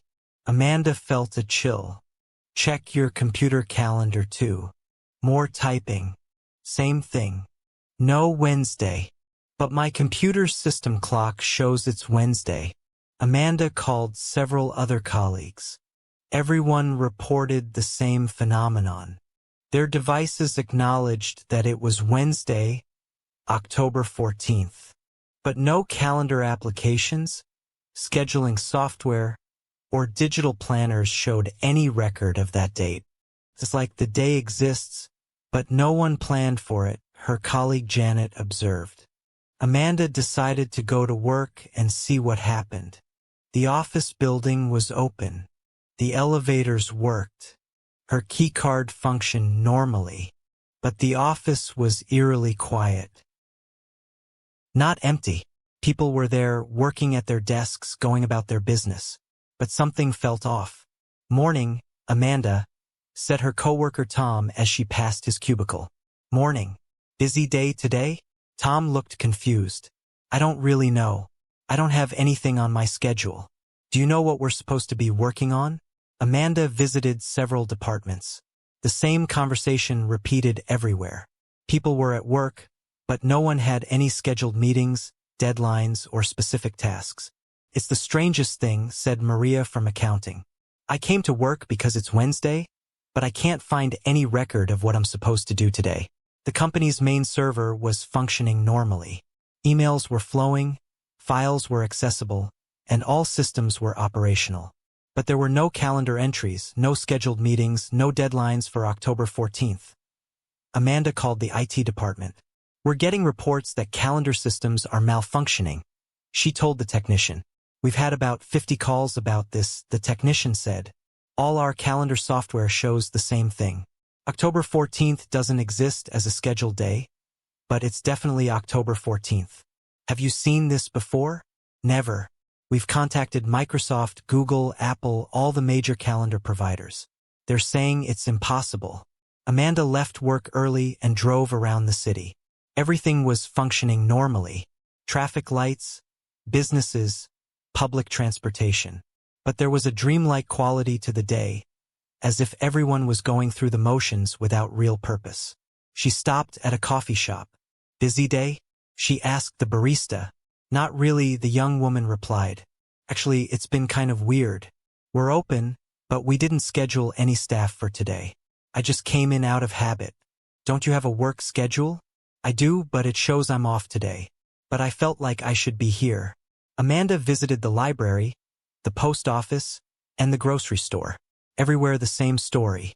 Businesses were open and functioning, but without any scheduled activities or planned events. At the grocery store, she overheard two employees talking. "Did you check the delivery schedule?" One asked. "That's the thing. There is no delivery schedule for today. No trucks, no shipments, no stock rotation. But we're open anyway." Amanda realized that October 14th wasn't just missing from calendars. It was missing from all planning systems. No one had scheduled anything for a day that apparently wasn't supposed to exist. She called her mother. "Mom, what are you doing today?" "I'm not sure, honey. I felt like I should be doing something important, but I can't remember what." "Check your calendar. I don't have anything written down for today." "That's odd. I usually plan everything." "Do you remember yesterday? Tuesday?" "Yes, we had dinner at Romano's. You told me about your presentation." "What about tomorrow?" "Thursday, I have book club at 2 p.m. But today? Today feels like it shouldn't exist." Amanda spent the evening researching temporal anomalies, calendar glitches, and time-related phenomena. She found scattered reports online of similar experiences. Days that people remembered living through, but which left no digital trace. Most of the reports were dismissed as hoaxes or mental health issues. But Amanda found enough credible accounts to suggest this had happened before. A physicist in Germany reported a day in 2018 that existed in real time, but was absent from all scheduling systems. A hospital in Japan documented a day when patients were treated and staff worked full shifts, but no appointments had been scheduled and no medical records were created. A school district in Canada reported a day when classes were held and students attended, but no lesson plans existed and no administrative records were generated. All the reports had common elements. The day existed in real time. People went about their normal activities, but no planning or scheduling systems acknowledged the day's existence. It's like someone deleted the day from all planning systems, Amanda concluded, but forgot to delete the day itself. She tried to document October 14th by taking photos, writing detailed notes, and recording videos. But when she reviewed the documentation the next day, it was blank. The photos showed empty frames. The notes were blank pages. The videos contained no data. Thursday, October 15th arrived normally. Everyone's calendars resumed functioning. Scheduled meetings proceeded as planned. The world returned to its normal, organized rhythm. But Amanda remembered Wednesday. She remembered working in an empty office, talking to confused colleagues, visiting businesses that were open without reason. "Did you work yesterday?" she asked Michael on Thursday morning. "Yesterday? That was Tuesday. I had the staff meeting, remember?" "What about Wednesday?" Michael looked confused. "What Wednesday? Today is Thursday the 15th. Yesterday was Tuesday the 13th. Amanda checked her phone's call log. No record of the calls she'd made on Wednesday. She checked her credit card statements. No record of the coffee shop purchase or gas station visit. According to every digital system, October 14th, 2020 had never happened. But Amanda remembered it clearly. A day without plans, without schedules, without purpose. A day that existed in the spaces between organized time. She researched the phenomenon further and found a theory that made sense. Temporal editing. According to the theory, time occasionally requires maintenance. Days that were originally planned are sometimes retroactively removed from the timeline. creating temporal gaps. People continue to exist during these gaps, but their activities leave no permanent record because the day itself is being edited out of history. It's like a system reboot for time, one researcher explained. Reality continues functioning, but nothing gets saved to the permanent timeline. Amanda still doesn't understand why October 14th was deleted from history. But she's learned to recognize the signs of a temporal editing day. Calendars that show no scheduled events, people going through motions without clear purpose, and a dreamlike quality to all activities. She's experienced 3 more editing days since 2020. Each time, she documents everything she can, knowing that the records will disappear. But the memories remain, and sometimes, she wonders what important events might have been scheduled for those deleted days. Events that were removed from history before they could happen. Maybe some days are deleted not because they're empty, but because they're too important to be allowed to exist. Episode 11. The passenger who vanished mid-flight. Commercial aviation is one of the most documented forms of travel in the world. Passenger manifests, security cameras, seat assignments. Everything is tracked, recorded, and verified, which is why what happened on Delta Flight 1247 from Chicago to Denver was so impossible to explain. Dr. Sarah Mitchell, a psychology professor at Northwestern University, was traveling to a conference on December 8, 2020. She'd boarded the 737 at O'Hare and settled into her assigned seat. 14C, middle seat. Unfortunately, the aisle seat, 14B, was occupied by a businessman in his 50s. Dark suit, silver hair, reading a financial magazine. Nothing remarkable about him. "Excuse me," Sarah said as she squeezed past him to reach her seat. Of course, he replied with a slight accent, British, maybe Australian. "Long flight ahead of us. 2.5 hours to Denver," Sarah agreed. "Business or pleasure?" "Business meeting," he said. "Mining consultation?" "I'm James Whitmore." "Sarah Mitchell." "Academic conference." They chatted briefly during boarding. James mentioned he was from Perth, Australia, working as a geological consultant for various mining companies. He seemed knowledgeable about mineral extraction and international business. "I travel this route monthly," he said. "Denver has some interesting geological formations for mining surveys." The flight took off on schedule. Sarah settled in with her laptop to review her conference presentation. James continued reading his magazine, occasionally making notes in a leather portfolio. About an hour into the flight attendant came by with beverage service. "What can I get you?" she asked Sarah. "Coffee, please.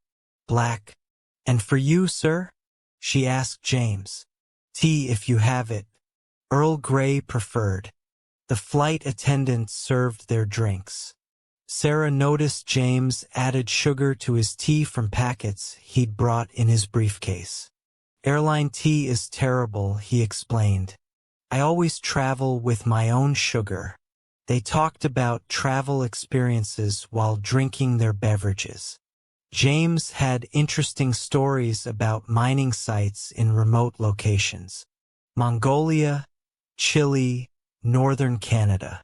"The isolation can be challenging," he said, "but there's something peaceful about being far from civilization." Sarah mentioned her research on social isolation and its psychological effects. James was surprisingly well informed about the topic. "You seem to know a lot about psychology for a geologist," Sarah observed. "You pick up various knowledge when you spend time alone," James replied. "Reading helps pass the time." About 30 minutes before landing, Sarah got up to use the lavatory. When she returned, James was gone. His seat was empty. His magazine was gone. His teacup had vanished. Even the blanket he'd been using was nowhere to be seen. "Excuse me," Sarah said to the passenger in the window seat. "Where did the man in the aisle seat go?" The passenger, a young woman with headphones, looked confused. "What man?" "The man who was sitting right there. James Whitmore. He was here 5 minutes ago." "Ma'am, that seat has been empty the entire flight." Sarah looked around the cabin. "He was just here. We were talking. He ordered tea." "I've been sitting here since Chicago," the woman said. "No one has been in that seat." Sarah flagged down the flight attendant. "The passenger in 14B. Where did he go?" "14B?" The flight attendant checked her passenger list. "That seat isn't occupied on this flight." "That's impossible. I was just talking to him." "You served him tea." The flight attendant looked concerned. "Ma'am, I didn't serve tea to anyone in row 14. And according to our manifest, seat 14B was never assigned." Sarah insisted she speak to the head flight attendant. "Same story. No record of anyone in seat 14B. No tea service to that seat. No passenger named James Whitmore on the flight. Could he have moved to a different seat?" Sarah asked. "All our seats are accounted for," the head flight attendant said. "We have a full manifest, and everyone is where they're supposed to be." Sarah looked around the cabin carefully. She knew what James looked like. Silver hair, dark suit, British accent. He wasn't anywhere on the plane. When the plane landed, Sarah waited until all passengers had deplaned. She searched every row, checked the lavatories, looked in overhead compartments. No trace of James Whitmore. At the gate, she spoke to the boarding agent. "I need to check the passenger manifest for this flight. I can't show you the full manifest, but I can confirm specific names." "What name are you looking for?" "James Whitmore." The agent checked her computer. "No James Whitmore on this flight. Could he have been a last-minute addition? Or traveling under a different name?" "Ma'am, our manifest is final once the boarding door closes. If someone was on the plane, they'd be in our system." Sarah was baffled. She knew James Whitmore had been sitting next to her. They'd had extensive conversations. She'd watched him drink tea and read his magazine. But according to every official record, he'd never existed. Back home in Chicago, Sarah reviewed her memory of the flight carefully. She could recall their conversations in detail. James had mentioned specific mining companies, geological formations, and travel experiences that seemed too detailed to be imaginary. She researched James Whitmore online. She found several geologists with that name, but none matching the description of her fellow passenger. Sarah checked her phone for any photos from the flight. She found one selfie she'd taken during boarding, trying to capture the view from her window. In the background of the photo, she could see the reflection in the airplane window. Her own reflection was clear, but there was another reflection next to her. A man in a dark suit reading a magazine. James Whitmore was in the photo. Sarah enlarged the image and enhanced it using photo editing software. The reflection clearly showed a man matching James' description, sitting in seat 14B. She took the photo to Delta Airlines customer service. "This man was on my flight, but you have no record of him." The customer service representative studied the photo. "I can see someone in the reflection, but reflections can be deceiving." Sometimes you see images from outside the plane or from other passengers at different angles. He was sitting right next to me. Ma'am, if he was on the plane, he'd be in our system. We have extensive security measures to ensure every passenger is documented. Sarah tried contacting the TSA. Same response. No record of James Whitmore going through security at O'Hare on December 8th. She contacted airport security at Denver International. No record of anyone matching his description. It was as if James Whitmore had materialized in seat 14B, traveled from Chicago to Denver, and then vanished without leaving any trace in any official system. Sarah researched similar incidents online. She found scattered reports of passengers who'd interacted with fellow travelers who later proved to have no record of being on the flight. Most were dismissed as mistaken identity or faulty memory. But Sarah's photo provided evidence that her experience was real. 3 months later, she received an unexpected email. Dr. Mitchell, I believe we met on Delta Flight 1247 on December 8th. I apologize for my abrupt departure. Sometimes my travel arrangements are complicated. I enjoyed our conversation about isolation and psychology. Best regards, James Whitmore. Sarah replied immediately, asking for an explanation. The email bounced back. No such address found. She tried researching the email header, but it showed no origin point, no server route, no digital trail.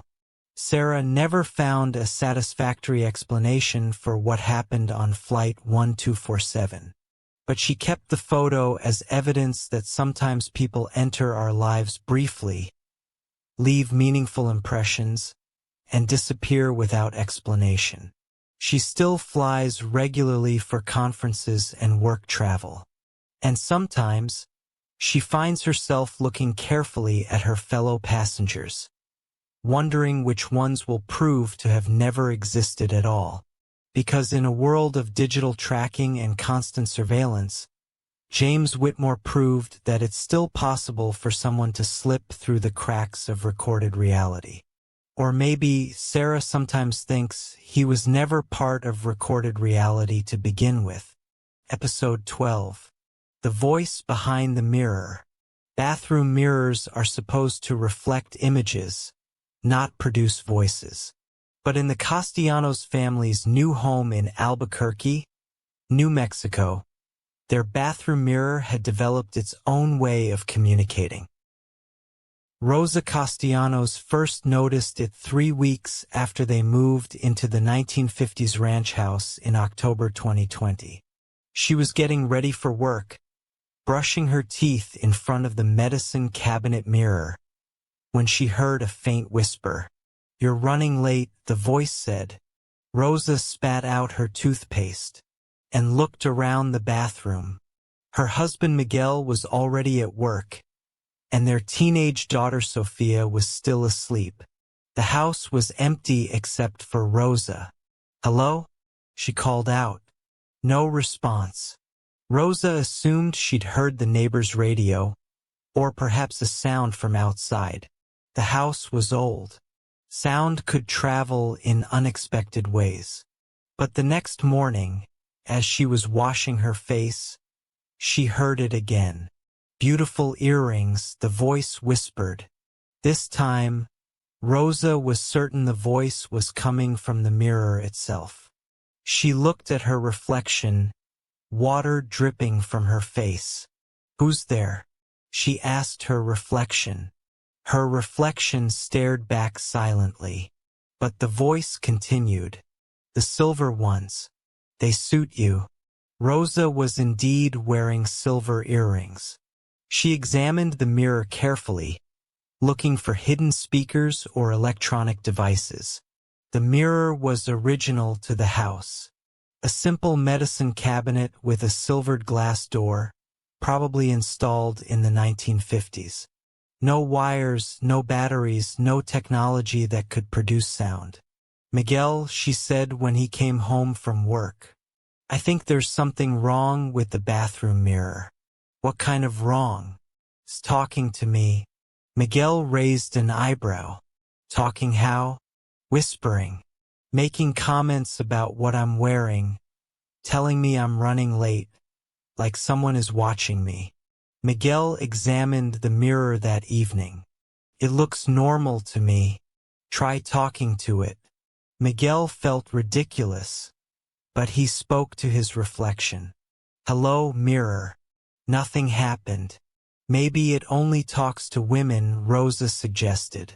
The next morning, Rosa tested this theory. She stood in front of the mirror and waited. Good morning, the voice whispered after a few moments. Good morning, Rosa replied. Who are you? I live behind the mirror. What's your name? Eleanor. Rosa called Miguel immediately. He rushed home from work to hear the voice for himself. Tell her to talk, Rosa said, positioning Miguel in front of the mirror. Miguel felt foolish, but he spoke to his reflection. Hello, Eleanor. Silence. She only talks to me, Rosa realized. Over the following weeks, Rosa developed a strange relationship with Eleanor. The voice would comment on Rosa's appearance, offer fashion advice, and make small talk about the weather. That lipstick color is lovely, Eleanor would say, or you look tired today. Are you getting enough sleep? The conversations were always pleasant, if one-sided. Eleanor seemed genuinely interested in Rosa's life. How long have you been behind the mirror? Rosa asked one morning. A very long time, Eleanor replied. Since before you moved here. Were you talking to the previous owners? Sometimes. But they didn't listen very well. Rosa researched the house's history. The previous owners, the Johnsons, had lived there for 30 years before selling. Before them, the house had belonged to an elderly woman named Eleanor Hartwell, who died in 1987. Eleanor? Rosa said to the mirror the next morning. Is your last name Hartwell? A long pause. Then, how did you know? Rosa explained about the property records. Eleanor confirmed that she had owned the house from 1952 until her death. I died in this bathroom, Eleanor said matter-of-factly. Heart attack while getting ready for church. I was looking in this mirror when it happened. Are you a ghost? I suppose so, though I prefer to think of myself as a longtime resident. Rosa felt strange talking to a dead woman through her bathroom mirror. But Eleanor seemed harmless. The conversations became part of Rosa's morning routine. Eleanor would comment on Rosa's outfits, remind her about appointments, and provide encouragement before important events. You'll do wonderfully at your presentation today, Eleanor would say. Or, that new hairstyle is very flattering. Sophia, their teenage daughter, was skeptical. Mom, you're talking to yourself in the mirror. That's not normal. Try talking to her, Rosa suggested. Sophia stood in front of the mirror. Hello, Eleanor. Nothing. She definitely only talks to me, Rosa confirmed. Miguel was concerned about Rosa's mental health. Maybe you should see someone. Hearing voices isn't normal. But Rosa was certain Eleanor was real. The voice knew things Rosa didn't. Details about the house's history, information about the previous owners, even weather predictions that proved accurate. Today will be windy, Eleanor warned one morning. You might want to wear your hair up. Sure enough, strong winds developed by afternoon. The mailman will be late today, Eleanor mentioned another morning. His truck is having problems. The mail arrived 3 hours late due to mechanical issues with the postal truck. Eleanor seemed to have access to information beyond what Rosa could know. But the relationship took a disturbing turn when Eleanor started making warnings. "Don't trust the man in the blue car," Eleanor said one morning. "What man in the blue car? He's been watching the house. I can see him from my window." Rosa looked out the bathroom window but saw no blue car. Later that day, a man in a blue sedan knocked on her door, claiming to represent a home security company. Something about him made Rosa uncomfortable and she didn't let him inside. The next day, she learned from neighbors that the same man had been going door to door, but no legitimate security company had anyone working the neighborhood. "Eleanor was right," Rosa told Miguel. "She warned me about him." "It was probably just coincidence," Miguel said. But he was beginning to think Eleanor might be real. The warnings became more frequent. Eleanor would alert Rosa to problems. A gas leak, the neighbor's house, a suspicious person in the area, even minor issues like a broken streetlight that needed reporting. "How can you see all these things?" Rosa asked. "I can see through all the mirrors in the neighborhood," Eleanor explained. "Mirrors are like windows for people like me." Rosa tested this claim. "Can you see into the Martinez house across the street?" "Yes, Mrs. Martinez is making coffee. She's wearing her blue robe." Rosa called her neighbor. Mrs. Martinez confirmed she was indeed making coffee and wearing a blue robe. Eleanor had become a neighborhood early warning system, monitoring the area through reflective surfaces and reporting problems to Rosa. "Why are you helping us?" Rosa asked. "This has been my home for 70 years, Eleanor replied. "I want to protect the people who live here." Rosa came to appreciate Eleanor's presence. The voice was comforting, helpful, and genuinely caring. But Miguel remained uncomfortable with his wife's relationship with a dead woman. "It's not natural," he said, talking to ghosts through mirrors. "She's not hurting anyone," Rosa argued. "She's actually helping." The situation reached a crisis point when Eleanor warned Rosa about a genuine emergency. "There's going to be a fire," Eleanor said urgently one morning. "The Henderson house. Tonight. You need to warn them." Rosa felt ridiculous calling her neighbors to warn them about a fire that hadn't happened yet. But Eleanor had been right about so many other things. "Mrs. Henderson," Rosa said carefully, "this might sound strange, but I think you should check your electrical system today." "Why?" "I have a feeling there might be a problem." Mrs. Henderson was skeptical, but agreed to have an electrician check the house. The electrician found a dangerous wiring problem that could have caused a fire within days. "How did you know?" Mrs. Henderson asked Rosa. Rosa couldn't explain about Eleanor, so she said it was intuition. But the incident convinced Miguel that Eleanor was real and genuinely helpful. "I owe her an apology," Miguel told Rosa. "She probably saved the Hendersons' lives." Eleanor continues to watch over the neighborhood through the mirrors. Rosa has learned to rely on her warnings and appreciate her companionship. "It's like having a guardian angel," Rosa tells friends who ask about her unusual morning routine. Most people think Rosa is eccentric for talking to her bathroom mirror, but the neighbors have learned to take her warnings seriously. Because sometimes the best neighborhood watch program is run by someone who's been watching the neighborhood for 70 years. Even if she happens to be dead. Episode 13, The Twin That Wasn't Born. Memory is a tricky thing. Childhood recollections can be influenced by family stories, photographs, and the imagination's tendency to fill in gaps. But when David Morrison started having dreams about his twin brother, he realized that some memories might be more than imagination. The dreams began in March 2021, just after David's 42nd birthday. He would dream about playing with a boy who looked exactly like him.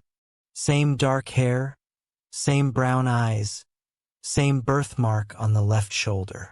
In the dreams, they were children, maybe 6 or 7 years old, building forts in the backyard, sharing secrets, protecting each other from neighborhood bullies. The boy's name was Daniel. David would wake from these dreams with vivid memories of conversations he'd never had, games he'd never played, and a sense of loss he couldn't explain. "I keep dreaming about having a twin brother," he told his wife Sarah over breakfast. "That's strange," Sarah said. "You've never mentioned having a twin." "I don't have a twin. At least I don't think I do." But the dreams were so detailed, so emotionally resonant, that David began to question his own childhood memories. He called his mother in Phoenix. "Mom, was I ever supposed to have a twin?" "What a strange question," his mother replied. "Why would you ask that?" "I've been having these dreams about a brother named Daniel." A long pause. "David, you were an only child. You know that." "I know. But these dreams feel like memories." "Dreams can seem very real," his mother said. "But you definitely don't have a twin brother." David tried to dismiss the dreams, but they continued every night. Always the same boy, always the same scenarios. Two identical children sharing a life that David's conscious mind didn't remember. He decided to research his own birth records. At the county clerk's office, he requested his birth certificate. The document showed a single birth. David Morrison, born October 15, 1978, to Robert and Susan Morrison. No mention of twins or multiple births. But when David looked at the certificate carefully, he noticed something odd. There was a faint impression on the paper, as if something had been erased or covered up. "Is this the original birth certificate?" he asked the clerk. "It's a certified copy of the original. Is there a problem? It looks like something might have been altered." The clerk examined the document. "I see what you mean. Sometimes corrections are made to birth certificates, especially if there were errors in the original filing. Can I see the original document?" Original birth certificates from 1978 are stored in our archive facility. It would take a few days to retrieve. David paid the fee and waited. 3 days later, he received a call. "Mr. Morrison, there's something unusual about your birth records. Could you come in to discuss this?" At the clerk's office, David was shown 2 documents. His current birth certificate showing a single birth and an older document showing something different. "This is the original filing from October 1978, the clerk explained. "It shows a twin birth, David Morrison and Daniel Morrison." David stared at the document. There it was in official records, evidence that he'd had a twin brother. "What happened to the second birth certificate?" David asked. According to the notes, a correction was filed in November 1978. The twin birth was declared an error. An error? How do you make an error about twins? Sometimes there are complications during birth. An initial paperwork can be incorrect. The correction shows that only one child survived the birth process. David felt a chill. My twin brother died at birth?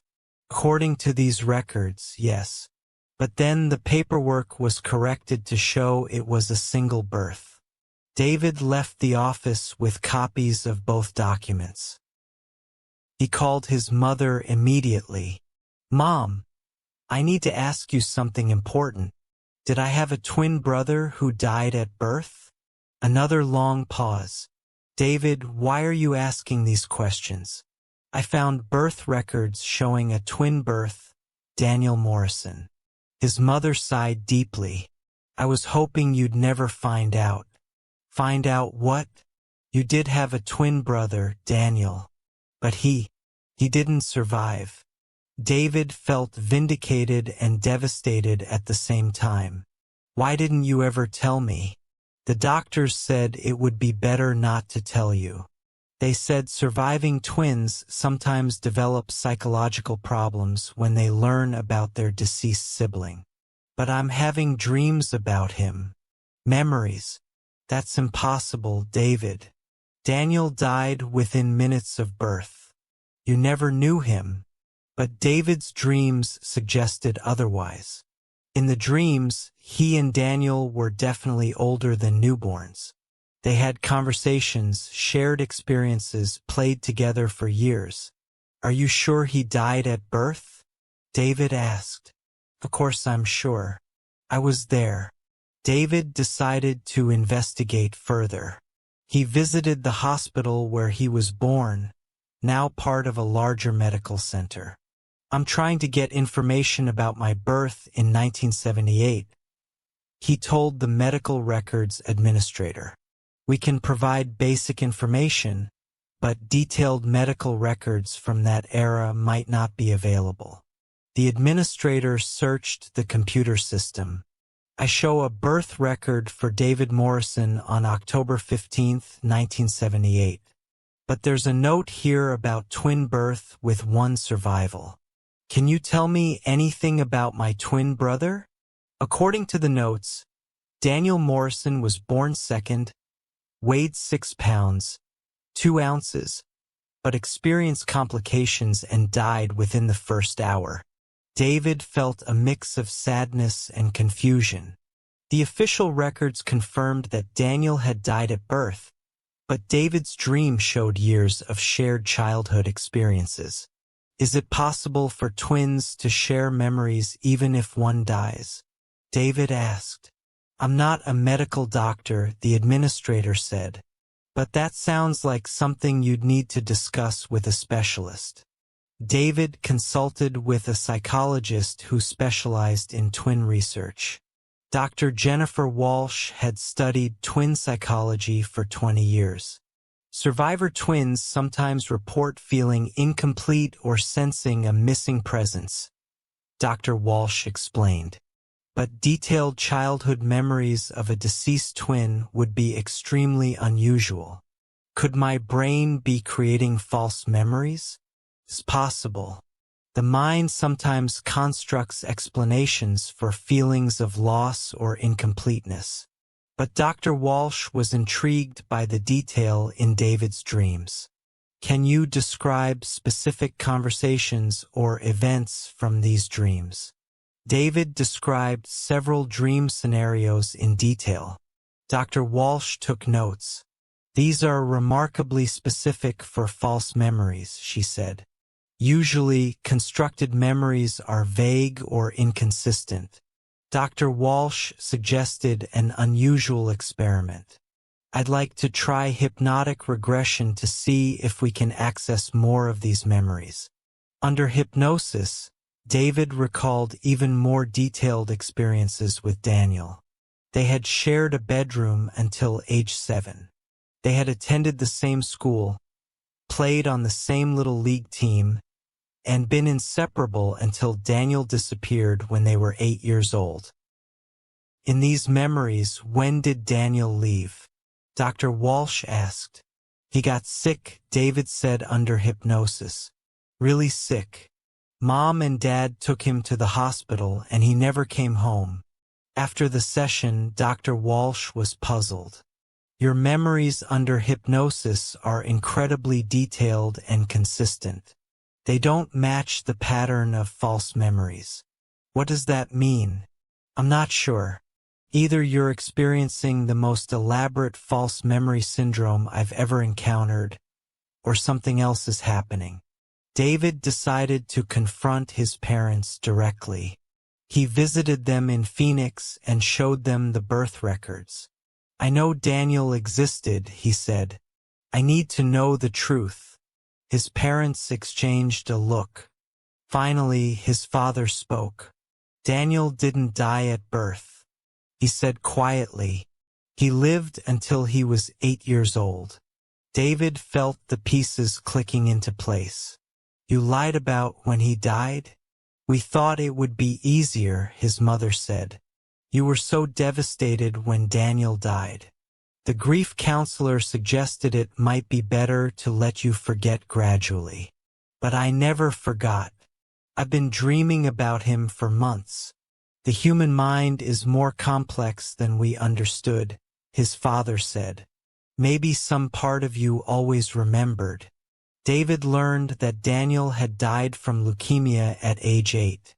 The family had undergone grief counseling, and the therapist had recommended letting David's memories of his twin fade naturally, rather than reinforcing them. "We moved to a new city, enrolled you in a new school, and started over," his mother explained. "You seem to adjust well. But I lost 8 years of memories of my brother. We thought we were protecting you."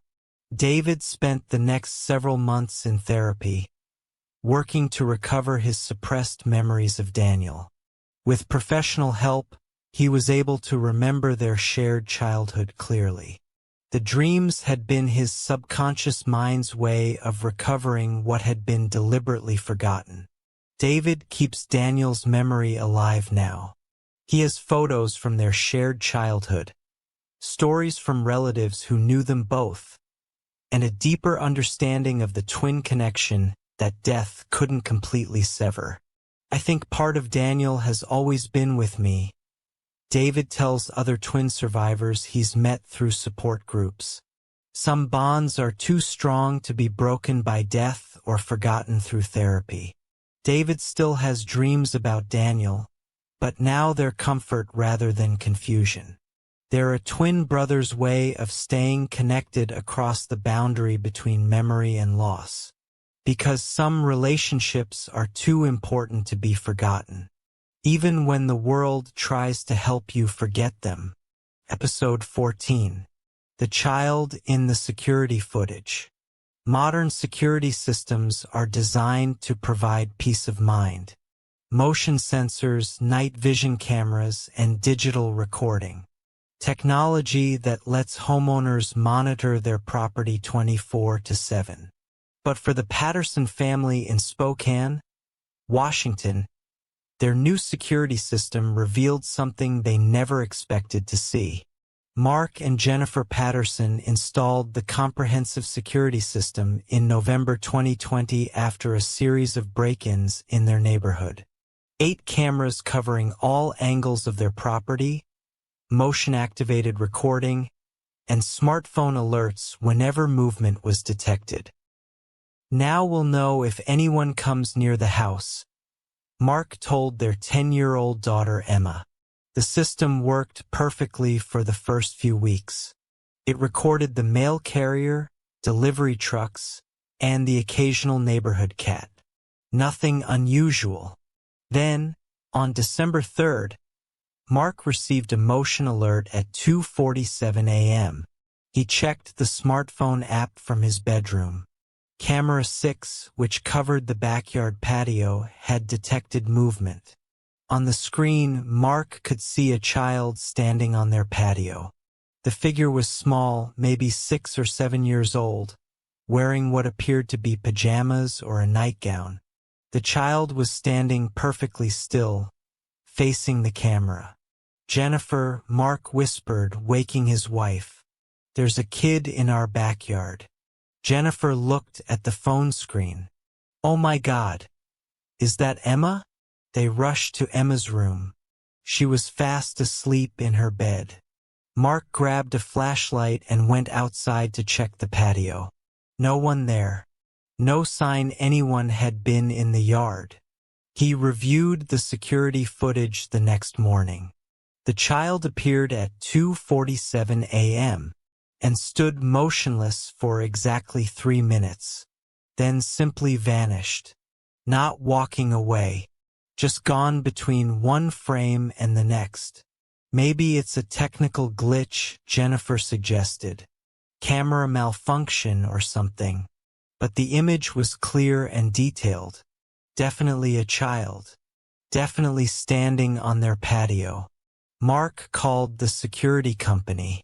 I think one of my cameras is malfunctioning. Just showing people who aren't really there. The technician reviewed the footage remotely. The camera is functioning normally, Mr. Patterson. What you're seeing is what the camera recorded.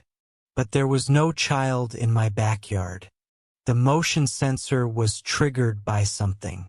The camera recorded whatever activated it. That night, Mark stayed awake to monitor the cameras. At exactly 2:47 a.m., camera 6 triggered again. The same child appeared in the same location, wearing the same clothes. Mark immediately went outside with his flashlight. The patio was empty. He could see the exact spot where the child should have been standing. But no one was there.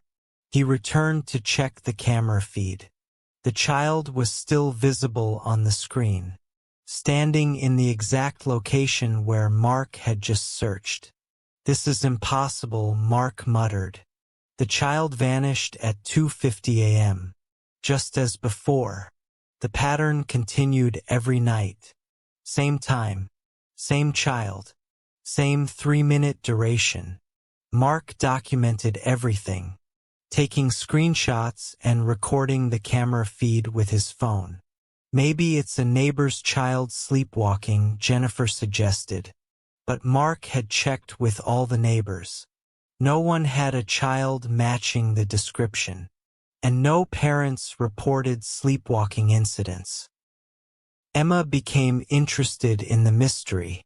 "Can I see the video, Dad?" Mark showed her the footage. Emma studied the image carefully. "That's weird," she said. "The kid looks familiar." "Familiar how?" "I don't know. Like someone I've seen before." Mark enhanced the image using photo editing software. The child appeared to be a boy, maybe 6 years old, with dark hair and pale skin. His clothes looked old-fashioned, like pajamas from several decades ago. "Those clothes look vintage," Jennifer observed, "like something from the 1950s or 1960s. Mark researched the history of their house. Built in 1954, it had been owned by 3 families before the Pattersons bought it. The original owners were Robert and Helen Morrison, who'd lived there from 1954 to 1982. They'd had 2 children, a daughter who grew up and moved away, and a son named Tommy, who died in a childhood accident in 1960. Tommy Morrison had been 6 years old when he died. Mark found Tommy's obituary in the local newspaper archives. The photo showed a boy with dark hair and pale skin, remarkably similar to the child in their security footage. "I think we're seeing a ghost," Mark told Jennifer. "That's ridiculous. Security cameras don't record ghosts." But Mark was becoming convinced. He contacted the Morrison family's daughter, now in her 70s and living in Seattle. "I'm calling about your childhood home on Pine Street," Mark explained. "I'm the current owner, and I'm researching the house history." "Oh, that house," Mary Morrison said sadly. "I haven't thought about it in years. I was particularly interested in learning about your brother Tommy." A long pause. "Why are you asking about Tommy?" Mark wasn't sure how to explain without sounding crazy. "I've been seeing unusual activity around the property. A child who appears on our security cameras." "What does this child look like?" Mark described the boy in the footage. "That sounds like Tommy," Mary said quietly. "He used to play on that patio all the time. Mom would let him stay outside in his pajamas during summer evenings." "Can you tell me about what happened to him?" Tommy drowned in the neighbor's swimming pool. He was sleepwalking. It was very traumatic for our family. Sleepwalking? Tommy had a sleepwalking problem. He'd get up in the middle of the night and wander around. Usually, he'd just go to the backyard. That night, he wandered into the neighbor's yard. Mark felt a chill. The child in their security footage appeared at the same time every night. Always in the same location where Tommy used to play. Mary, this might sound strange. But do you think Tommy could still be around the house? I've wondered about that, Mary admitted. When I was a teenager living there after Tommy died, I used to hear sounds from the backyard at night. Footsteps on the patio. Did you ever see anything? No, but I felt his presence. Like he was still playing outside. Still following his old routines. Mark shared this conversation with Jennifer, who remained skeptical. Even if ghosts exist, why would a security camera be able to record one? Mark researched paranormal activity and security cameras. He found numerous reports of security systems capturing unexplained figures. But most experts dismissed these as equipment malfunctions or false positives. However, some paranormal investigators theorized that digital cameras might be more sensitive to supernatural phenomena than human eyes. Maybe Tommy is trying to communicate, Emma suggested. Maybe he needs help. Mark decided to test this theory. The next night, he positioned himself in the backyard with a camera before 2:47 a.m. When the security camera activated, Mark couldn't see anything with his naked eyes. But when he looked at the security monitor, the child was clearly visible. Tommy? Mark said aloud, feeling foolish. Can you hear me? The child on the monitor turned his head toward Mark's voice. Are you lost? Do you need help finding your way home? The child nodded. Mark's heart raced. The figure was definitely responding to his voice. Your sister Mary remembers you, Mark said. She misses you. The child smiled. A sad, wistful expression.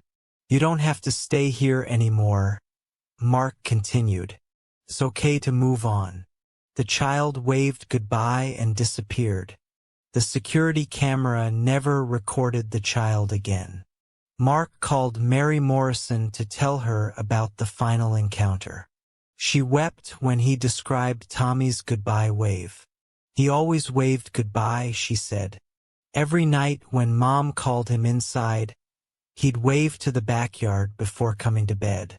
I think he's at peace now, Mark said. The Patterson family's security system returned to normal operation. No more mysterious children. No more unexplained motion alerts. But Mark kept the screenshots from those December nights. Evidence that sometimes modern technology can capture more than just intruders and delivery trucks. Sometimes it captures the echoes of love that transcend time and death. A little boy who just needed someone to notice he was still playing in his favorite place. Still following the routines of a childhood that ended too soon. We helped him find his way home, Mark tells people who ask about their unusual security footage. Sometimes that's all a lost soul needs. Someone to acknowledge they exist and give them permission to let go. The Pattersons still live in the house on Pine Street. Their security system works perfectly, protecting their family and property. But on quiet summer evenings, when Emma is playing on the patio, Mark sometimes feels a presence. Not frightening, but comforting. As if Tommy Morrison is still watching over the backyard he loved, making sure the children who play there now are safe and happy. Because some guardians never really leave their posts, even when their shift is supposed to be over. Episode 15, The Reverse Rain Weather Follows the Laws of Physics. Rain falls down due to gravity. Clouds form in the sky and water always seeks the lowest point. But in the small town of Cedar Falls, Iowa, the Henderson family discovered that nature doesn't always follow the rules we expect. It started on a cloudless Tuesday morning in April 2021. Linda Henderson was doing dishes in her kitchen when she noticed water droplets on the ceiling above the sink. "That's strange," she muttered, assuming it was a leak from the upstairs bathroom. But when she looked more closely, the water wasn't dripping down from the ceiling. It was falling upward from the sink, collecting on the ceiling in tiny puddles. Linda rubbed her eyes and looked again. Water droplets were definitely rising from the sink area and sticking to the ceiling like reversed raindrops.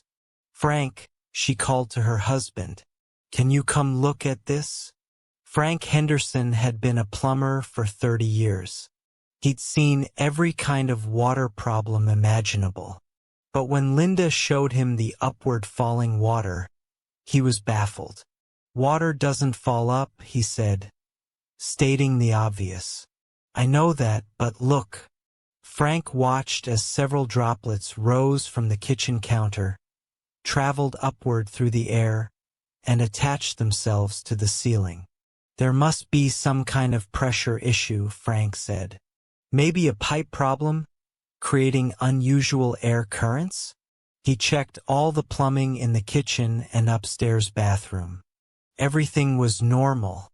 No pressure problems, no leaks, no unusual installations. But the upward rain continued. "Maybe it's static electricity," Linda suggested, making the water stick to the ceiling. Frank tested this theory by turning off all electrical power to the kitchen. The phenomenon continued even with no electricity. Over the next few days, the reverse rain became more frequent. Water would rise from various surfaces throughout the house. The bathroom sink, the laundry room floor, even from glasses of water sitting on tables. The droplets would travel upward in slow motion, as if gravity was working in reverse, and collect on ceilings throughout the house.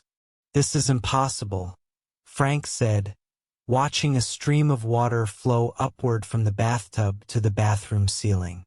Linda called their neighbor, Dr. Patricia Wong, who taught physics at the local community college. "Dr. Wong, this is going to sound crazy, but could you come look at something in our house? Water is falling upward." Dr. Wong arrived that afternoon, expecting to find a simple explanation for what was probably an optical illusion. Instead, she witnessed water droplets defying gravity in multiple rooms. "This violates fundamental physical laws," Dr. Wong said, documenting the phenomenon with her phone. "Water can't fall upward unless it's being pushed by an external force." She brought scientific instruments the next day, barometers, electromagnetic field detectors, and air current meters. All readings were normal. "There's no physical mechanism causing this," Dr. Wong concluded. "The water is somehow reversing its gravitational orientation." Word spread through Cedar Falls about the Henderson house. Local news stations sent reporters. Scientists from the state university came to investigate, and curious neighbors gathered outside. Dr. Michael Torres, a physicist from Iowa State University, spent 3 days studying the phenomenon. "I've never seen anything like this," he admitted. "The water appears to be experiencing reverse gravity, but only in this house and only for water." "What could cause something like this?" Linda asked. "Then nothing I can think of. Gravitational fields don't work selectively on specific substances." The reverse rain was becoming a major inconvenience. The Hendersons couldn't use their sinks normally because water would fly upward instead of draining. Showers were impossible because the water would flow up to the ceiling instead of down their bodies. "We might have to move out temporarily," Frank said. "This house isn't livable." But Dr. Torres made an interesting discovery. The phenomenon only affected water that originated inside the house. Water brought in from outside behaved normally. If you fill a glass with water from your outdoor hose and bring it inside, it falls down normally, he observed. But if you fill the same glass from your kitchen tap, it falls upward. This led to an investigation of the house's water supply. The Henderson home was connected to the municipal water system, just like every other house in the neighborhood. But city engineers discovered something unusual in the water line serving their property. "There's an anomaly in the pipe about 50 feet from your house," the engineer explained. "Some kind of metallic object embedded in the water line." Excavation revealed a strange metallic sphere about the size of a softball somehow fused with the water pipe. "We've never seen anything like this," the engineer said. "It appears to be some kind of unknown metal alloy." Dr. Torres examined the sphere. It was extremely dense and slightly magnetic, but otherwise unremarkable. "Could this be affecting the water?" Linda asked. "It shouldn't be possible," Dr. Torres said. "But given what we've observed in your house, I can't rule it out." The city replaced the entire section of water line, removing the mysterious sphere. Immediately, the reverse rain stopped. Water began falling downward normally throughout the Henderson house. Sinks drained properly, showers functioned, and the ceiling puddles gradually evaporated. "What was that thing?" Frank asked. Dr. Torres had no answer. The sphere was sent to various laboratories for analysis, but no one could identify its composition or origin. "The material doesn't match any known elements or alloys," one researcher reported. "It's as if it's made of something that doesn't exist on Earth." The sphere was eventually classified as an unknown material and stored in a university research facility. The Henderson family returned to normal life, grateful that their plumbing worked properly again. But they never received a satisfactory explanation for what had happened. "Maybe it was a meteorite fragment," Dr. Wong suggested. "Something from space with different physical properties. Or maybe it was some kind of experimental technology that got buried accidentally," Dr. Torres theorized. Frank had his own theory. "Maybe some things in this universe just don't follow the rules we think we know." The incident was documented in scientific journals as an unexplained phenomenon. Researchers occasionally contact the Hendersons to ask follow-up questions, but no one has ever provided a definitive explanation. The mysterious sphere remains in storage, catalogued as object of unknown origin. Number 2021-047. Linda sometimes wonders what other impossible things might be buried beneath ordinary neighborhoods, waiting to remind us that the natural world still holds mysteries we don't understand.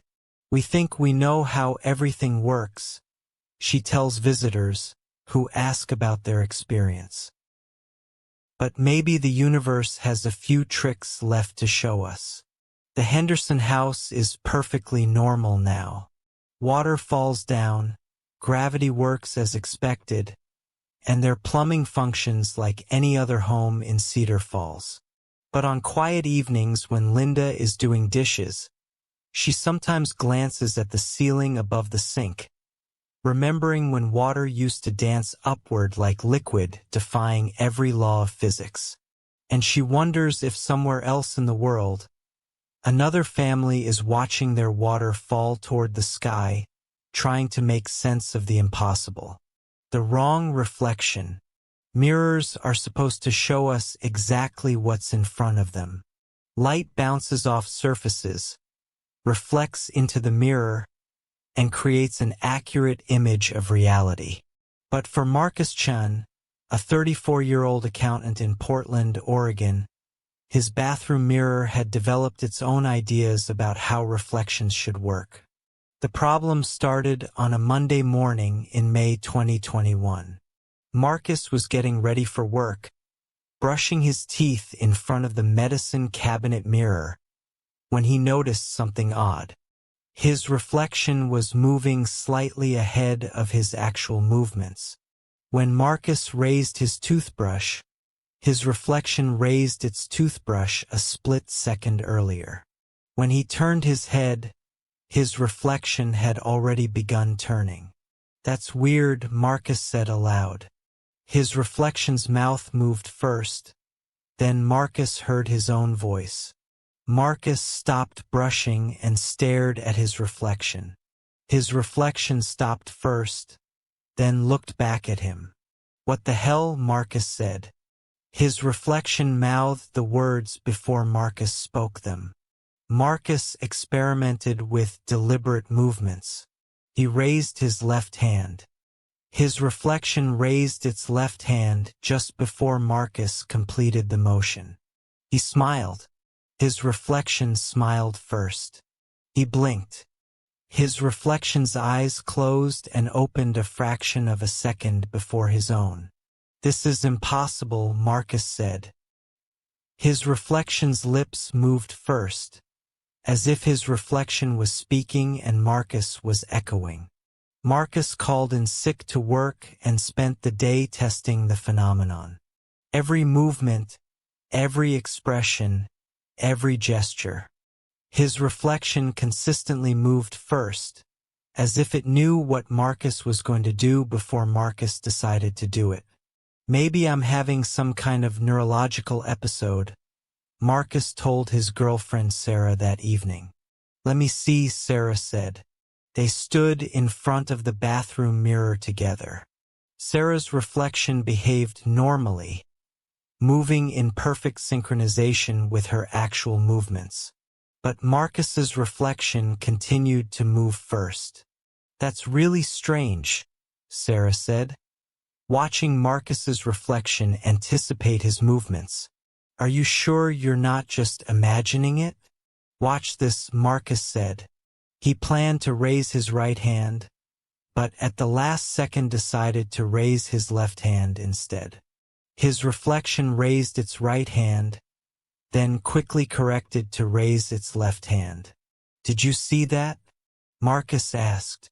"My reflection started to do what I originally planned, then changed when I changed my mind." Sarah saw it. "That's not normal." Marcus made an appointment with his doctor, thinking the problem might be neurological. But the doctor's office mirror showed the same phenomenon. "Have you been experiencing any headaches, dizziness, or vision problems?" Dr. Roberts asked. "No, just this mirror thing." Dr. Roberts examined Marcus's eyes and reflexes. Everything was normal. "I've never heard of anything like this," Dr. Roberts admitted. "Mirrors don't anticipate movements." Marcus tried different mirrors throughout the day. The problem persisted in every reflective surface. Bathroom mirrors, store windows, even puddles of water on the sidewalk. Every reflection of Marcus moved slightly ahead of his actual movements. "Maybe it's a perception problem," Sarah suggested. "Maybe you're seeing things differently somehow." But Sarah could see it too. So could Marcus's coworkers when he returned to work.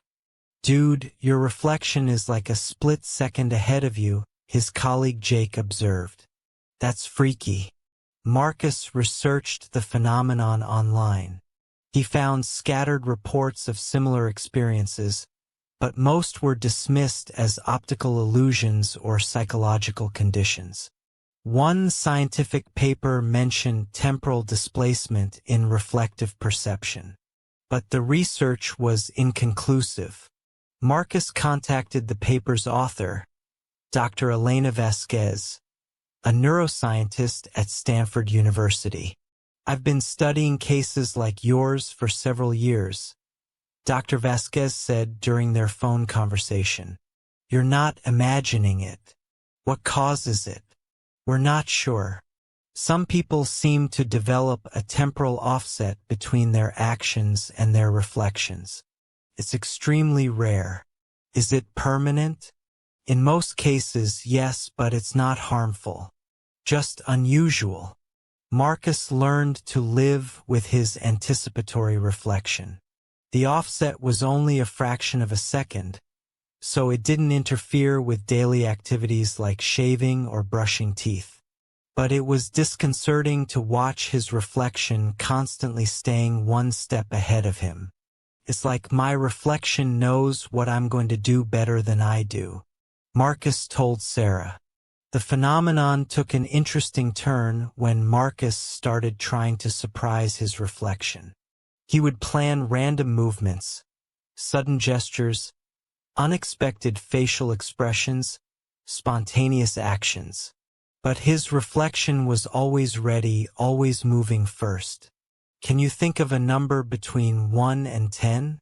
Sarah asked during one of their experiments. 7, Marcus said. His reflection had held up 7 fingers before Marcus spoke. How did it know? Sarah asked. Marcus tested this further. He would think of words, numbers, or simple actions without speaking or moving. His reflection would somehow indicate the answer before Marcus revealed it. When Marcus thought of the word elephant, his reflection traced the letter E in the air. When Marcus thought of the number 23, his reflection held up 2 fingers, then 3. When Marcus decided to touch his nose, his reflection's hand was already moving toward its nose. Your reflection seems to have access to your thoughts, Sarah observed. That's impossible. But the evidence was consistent. Marcus's reflection wasn't just anticipating his movements. It was anticipating his thoughts. Dr. Vasquez was fascinated when Marcus reported this development. This is unprecedented, she said. You might be experiencing some kind of temporal loop or consciousness displacement. What does that mean? It's possible that your reflection exists slightly ahead of you in time, like it's living a fraction of a second in the future. Marcus found this possibility both intriguing and unsettling. If his reflection was ahead of him in time, what did that mean for his understanding of reality? Can my reflection warn me about things that are about to happen? Marcus asked. He started paying closer attention to his reflection's movements, looking for signs of future events. One morning, his reflection suddenly looked alarmed and pointed toward the kitchen before Marcus heard anything unusual. Marcus went to the kitchen and found smoke coming from the toaster, a fire hazard he would have discovered too late without the warning. Another time, his reflection gestured urgently toward the front door moments before Marcus heard his doorbell ring. Your reflection is like an early warning system, Sarah realized. Marcus began relying on his reflection's advanced knowledge. If his reflection looked concerned, Marcus would be extra cautious. If his reflection seemed happy, Marcus would expect good news. The reflection's predictions were consistently accurate, usually manifesting within seconds of the reflected warning. This is actually pretty useful, Marcus said. It's like having a personal fortune teller. But the phenomenon also raised philosophical questions. If his reflection could see the future, did Marcus really have free will? Or was he just following a script his reflection had already read? Marcus tested this by trying to do the opposite of what his reflection indicated.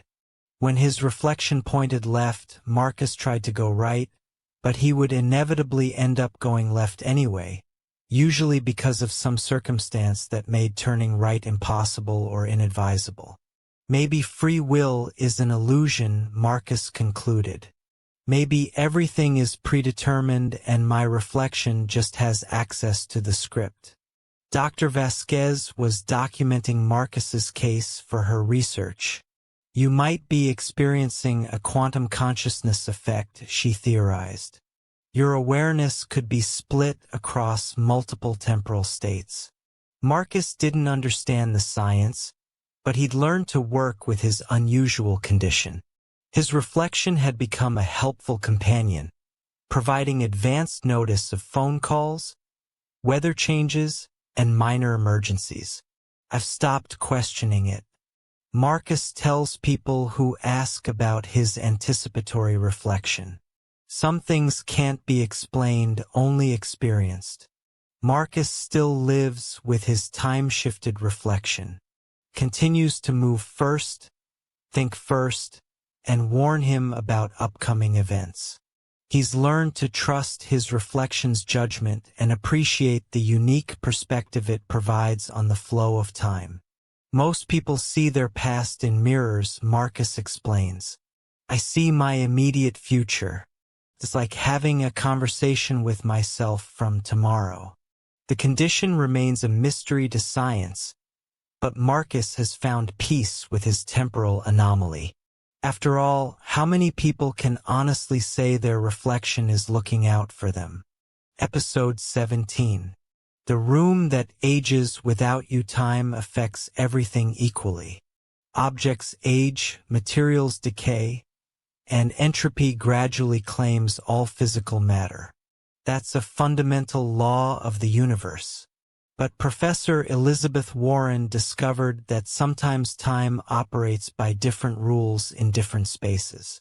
Elizabeth, a 52-year-old archaeologist at the University of Vermont, had rented a small office in Burlington's historic downtown district to work on her research about early American settlements. The building, constructed in 1847, had been converted into office spaces for professionals and academics. Elizabeth's office was on the third floor, a small room with high ceilings, original hardwood floors, and a large window overlooking the street. Perfect for quiet research, she told the landlord when she signed the lease in September 2020. The office came furnished with period-appropriate pieces: an antique wooden desk, a leather chair, a bookshelf, and a filing cabinet, all in excellent condition, well-maintained and functional. Elizabeth set up her computer, arranged her research materials, and began spending long days in the office, working on her book about Vermont's colonial history. The first few weeks were productive and pleasant. The office was quiet, comfortable, and conducive to focused work. But in early October, Elizabeth noticed something odd. The wooden desk, which had been pristine when she moved in, was showing signs of wear. Small scratches, minor water stains, and slight warping that she didn't remember seeing before. I must not have noticed these when I first looked at the furniture, she thought. But the following week, the deterioration was more pronounced. The desk's finish was fading, the brass handles were tarnishing, and one of the drawers was sticking. Elizabeth mentioned this to the landlord. The desk in my office seems to be aging quickly. Has there been a humidity problem? Not that I know of, the landlord replied. That desk has been in excellent condition for years. By November, the desk looked like it had aged several decades. The wood was cracked, the finish was peeling, and the hardware was severely corroded. The other furniture was experiencing similar deterioration. The leather chair was cracking and fading. The bookshelf was warping. Even the filing cabinet was showing rust and dents. This is happening too fast, Elizabeth realized. Furniture doesn't age this quickly under normal circumstances. She decided to document the phenomenon with photographs. Every day, she took pictures of the office furniture from multiple angles. The time-lapse effect was startling. In the photos, she could see the furniture aging in accelerated motion. Finishes fading, materials warping, metal corroding at a visible rate. But Elizabeth herself felt completely normal. No fatigue, no signs of accelerated aging, no health problems. The room was aging around her, but she remained unaffected. "This is impossible," she said aloud, reviewing the photos on her laptop. The laptop, interestingly, was also aging rapidly. The plastic casing was yellowing, the screen was developing dead pixels, and the keyboard keys were wearing smooth. But only when the laptop was in the office. Elizabeth tested this by taking the laptop home each evening. At home, the laptop appeared normal, showing no signs of unusual aging. But within hours of bringing it back to the office, the deterioration would resume. "Something in this room is affecting the passage of time," Elizabeth concluded. She consulted with colleagues in the physics department. Dr. James Mueller, who specialized in temporal mechanics, was intrigued by her documentation. "Localized time acceleration is theoretically possible," he said, studying Elizabeth's photographs. "But it would require enormous amounts of energy. Could it be natural? Highly unlikely. This appears to be affecting only inanimate objects, which is even more puzzling." Dr. Mueller brought scientific instruments to measure temporal fields, electromagnetic radiation, and other potential causes. "The readings are normal," he reported.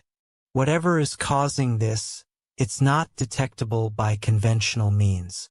Elizabeth continued working in the office, fascinated by the phenomenon, despite the inconvenience of constantly deteriorating equipment.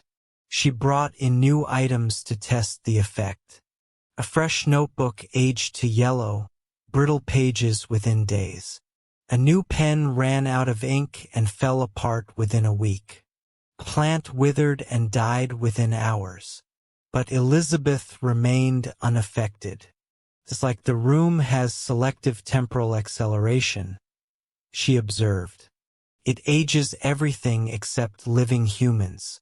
The landlord was becoming concerned about the deteriorating furniture. "I don't understand what's happening in that office." During one of Elizabeth's monthly visits to report new damage. "Has this happened with previous tenants?" Elizabeth asked. "Actually, now that you mention it, the last tenant complained about equipment breaking down unusually fast, but I thought he was just careless." Elizabeth researched the office's history. The building had housed various businesses over the decades, but the third-floor office had an interesting pattern of short-term tenancies. Most tenants lasted only a few months before moving out, usually citing equipment problems or maintenance issues. "I think this room has been aging things for decades," Elizabeth realized. People just didn't understand what was happening. She found property records dating back to the 1920s. Insurance claims for the building showed a pattern of unusual damage claims for the third-floor office. Furniture deterioration, equipment failure, and structural problems that shouldn't have occurred given the building's age and maintenance. "This phenomenon has been happening for almost a century," Elizabeth told Dr. Mueller. "That suggests a permanent temporal anomaly rather than a temporary effect." Elizabeth decided to investigate the room's structure itself. She examined the walls, floor, and ceiling for any unusual features. Behind a loose floorboard, she found something unexpected. A small metallic disc about the size of a silver dollar embedded in the wooden subfloor. The disc was made of an unknown metal, slightly warm to the touch and emitting a barely perceptible vibration. "This could be the source, Doctor," Mueller said when Elizabeth showed him the disc. "What is it?" "I have no idea. The metal composition doesn't match anything in the periodic table." They decided to remove the disc to see if it would stop the temporal acceleration.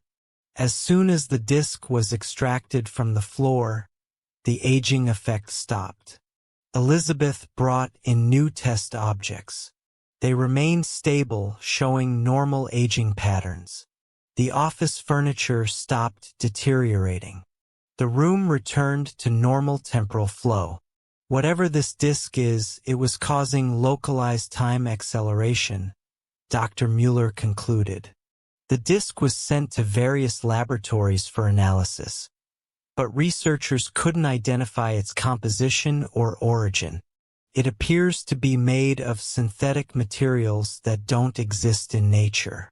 One report stated possibly extraterrestrial in origin.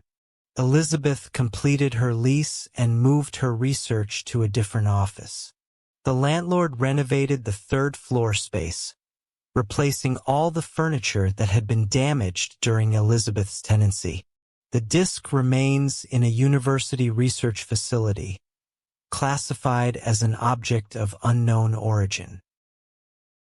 "I think I accidentally discovered time travel technology," Elizabeth tells colleagues who ask about her experience, or at least time manipulation. She sometimes wonders who placed the disc in that room and why. Was it an experiment, an accident, a deliberate attempt to create a temporal anomaly? Maybe someone from the future dropped it there, she theorizes.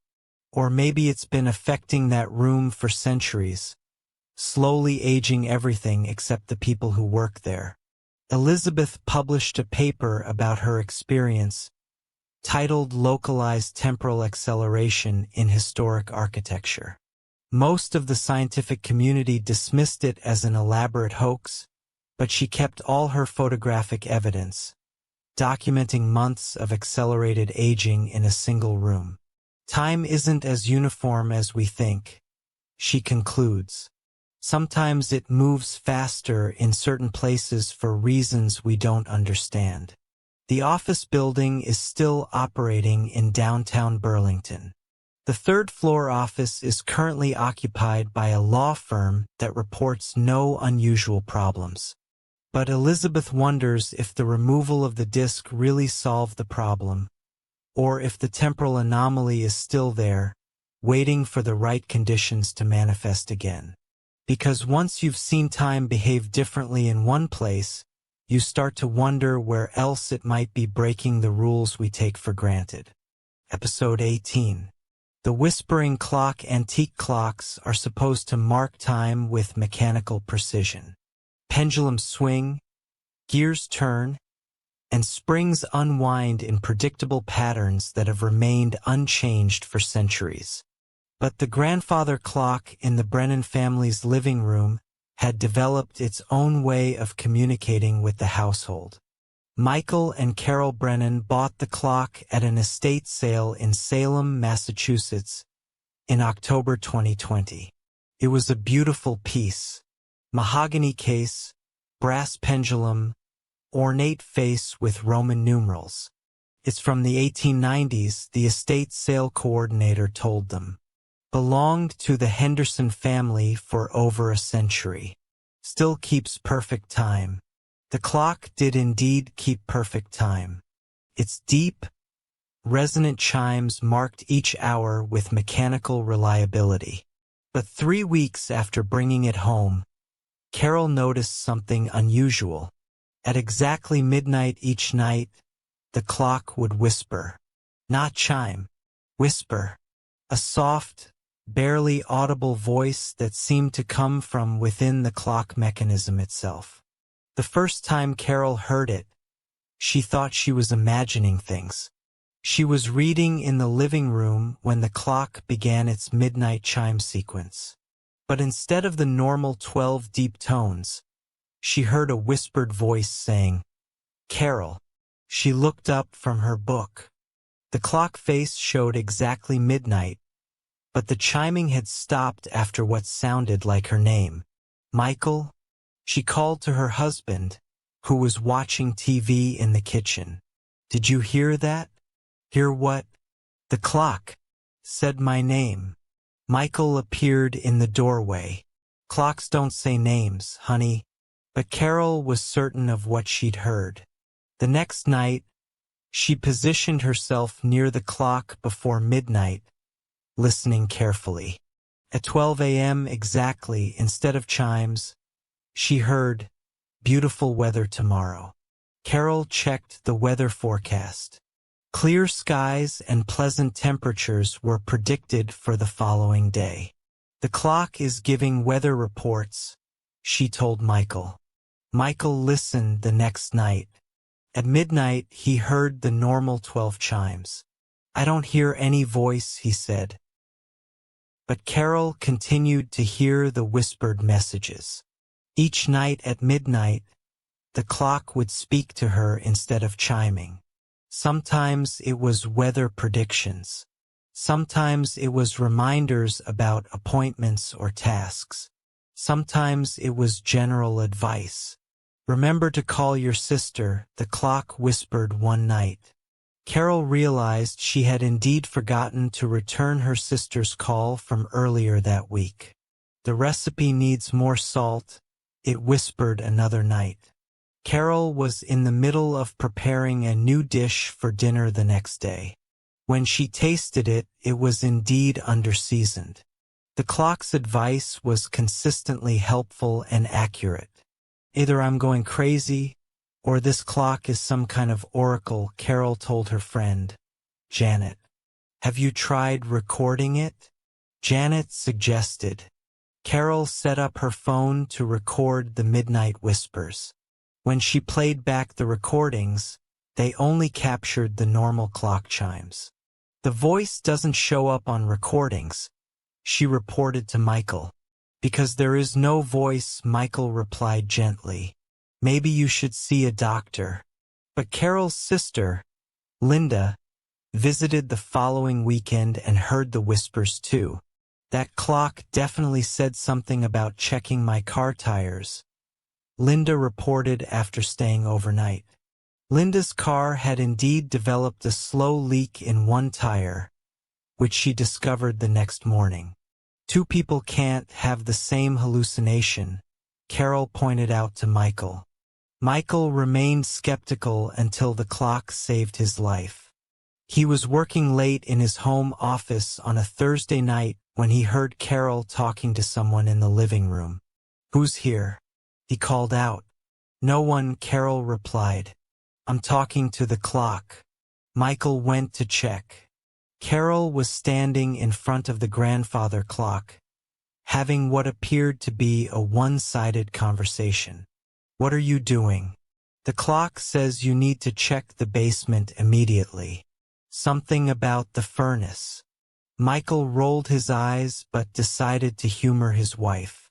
He went to the basement and discovered that the furnace had developed a gas leak that could have caused an explosion by morning.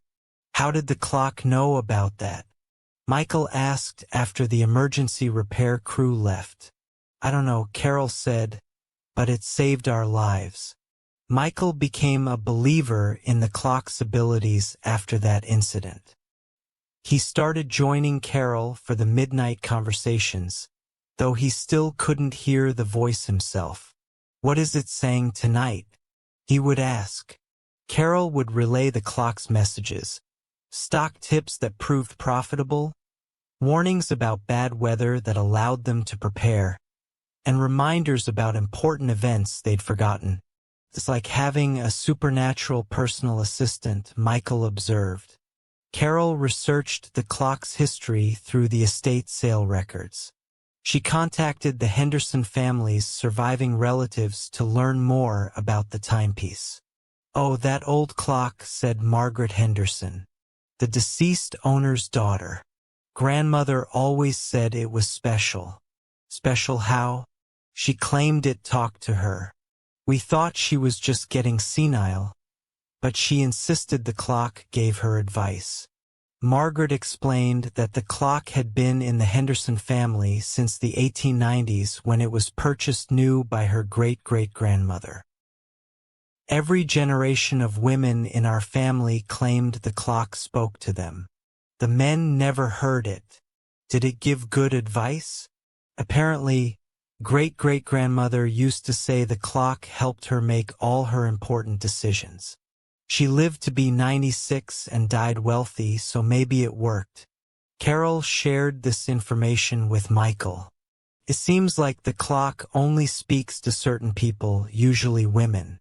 They tested this theory by inviting female friends and relatives to listen at midnight. About half of the women could hear the clock's whispers, while none of the men could detect anything unusual. It's gender selective, Carol concluded.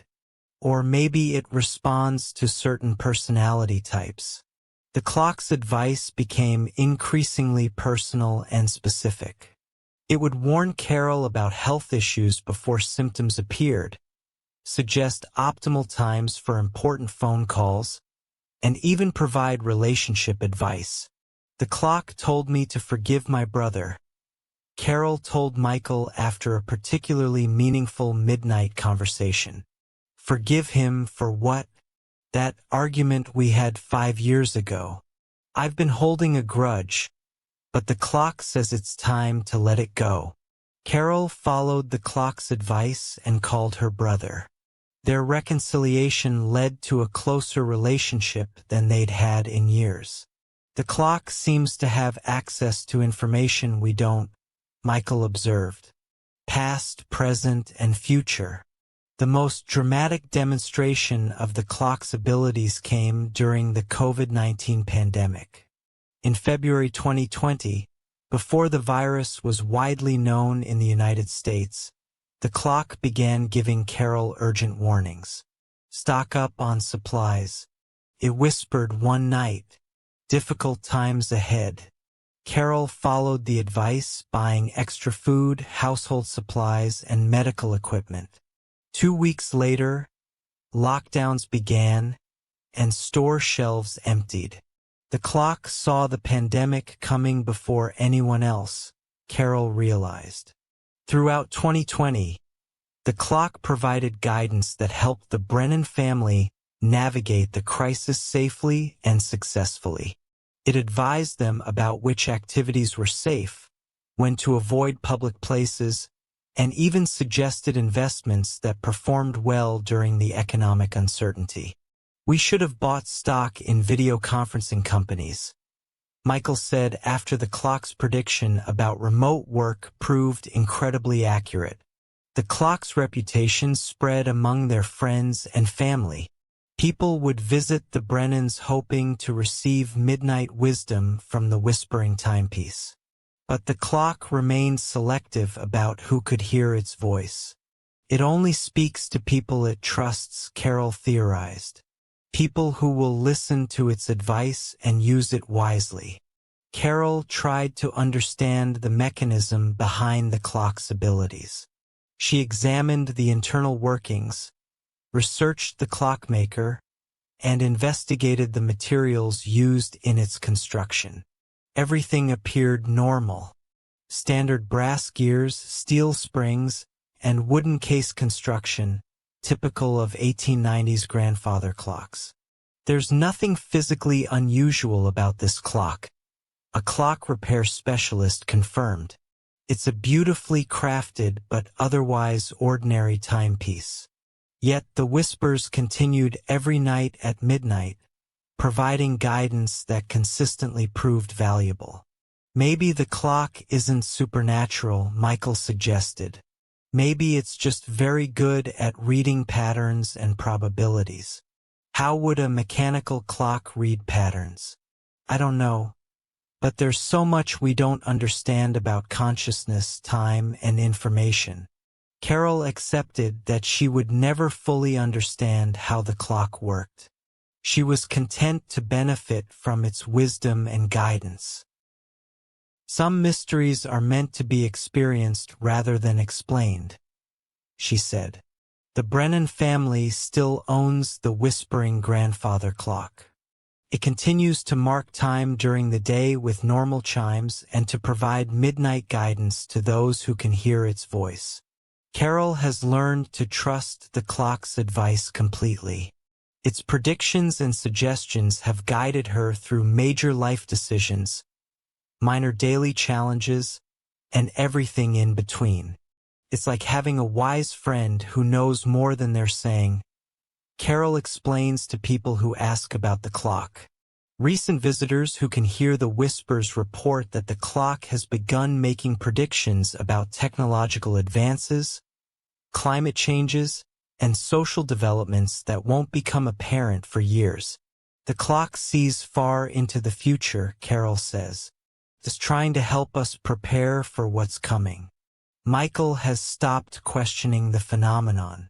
He's learned to appreciate having a supernatural advisor in the family, even if he can't hear its voice directly. Some people have guardian angels, he tells friends. We have a guardian timepiece.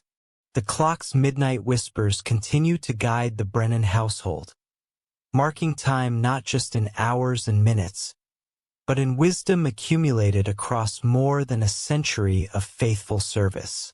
Because sometimes the most valuable things about antiques aren't their age or craftsmanship, but the accumulated knowledge they've gained from watching human nature repeat itself generation after generation. Modern apartment buildings are designed for quiet living. Sound insulation, concrete construction, and noise regulations ensure that residents can enjoy peaceful home environments. But Apartment 4B in the Riverside Towers complex in Sacramento, California had developed its own acoustic signature that was anything but peaceful. Jennifer Walsh, a 29-year-old graphic designer, moved into the apartment in August 2020, attracted by the reasonable rent and downtown location. Great natural light, updated kitchen, and very quiet building, the leasing agent had promised. For the first week, Jennifer was pleased with her choice. The apartment was spacious, well-maintained, and seemed perfectly normal. But on her 8th night in the apartment, Jennifer was awakened by a sound. It wasn't loud, just a subtle humming, like the distant sound of machinery or electrical equipment. The frequency was low and constant, barely audible but somehow penetrating. Jennifer checked all her appliances. The refrigerator was quiet, the air conditioning was off, and her laptop was in sleep mode. The humming seemed to be coming from the walls themselves. Probably the building's HVAC system, she thought, and went back to sleep. But the humming continued every night, always starting around 2 a.m., lasting until just before dawn. Always the same low, constant frequency. Jennifer mentioned it to her neighbors. No one else heard unusual sounds. Your apartment is directly above the mechanical room, explained Mrs. Chun from 3B. Maybe you're hearing building equipment? But Jennifer checked with building maintenance. All our mechanical equipment is on the roof and in the basement, the superintendent explained. Nothing near the 4th floor. The humming was becoming a serious problem. Jennifer couldn't sleep through the sound, and earplugs didn't block the low frequency effectively. It's like the sound goes through your bones rather than your ears, she told her friend Sarah. Jennifer started researching low-frequency sound pollution. She learned that certain frequencies could cause health problems, sleep disruption, and even psychological effects. She downloaded a sound analyzer app to measure the humming. The readings showed a consistent tone at approximately 19 Hz, just below the range of normal human hearing.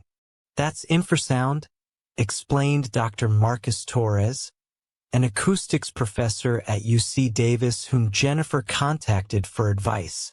Sound below 20 Hz that humans feel more than hear. What could generate that frequency? Large machinery, geological activity, atmospheric disturbances, but sustained infrasound in a residential building is very unusual. Dr. Torres agreed to investigate.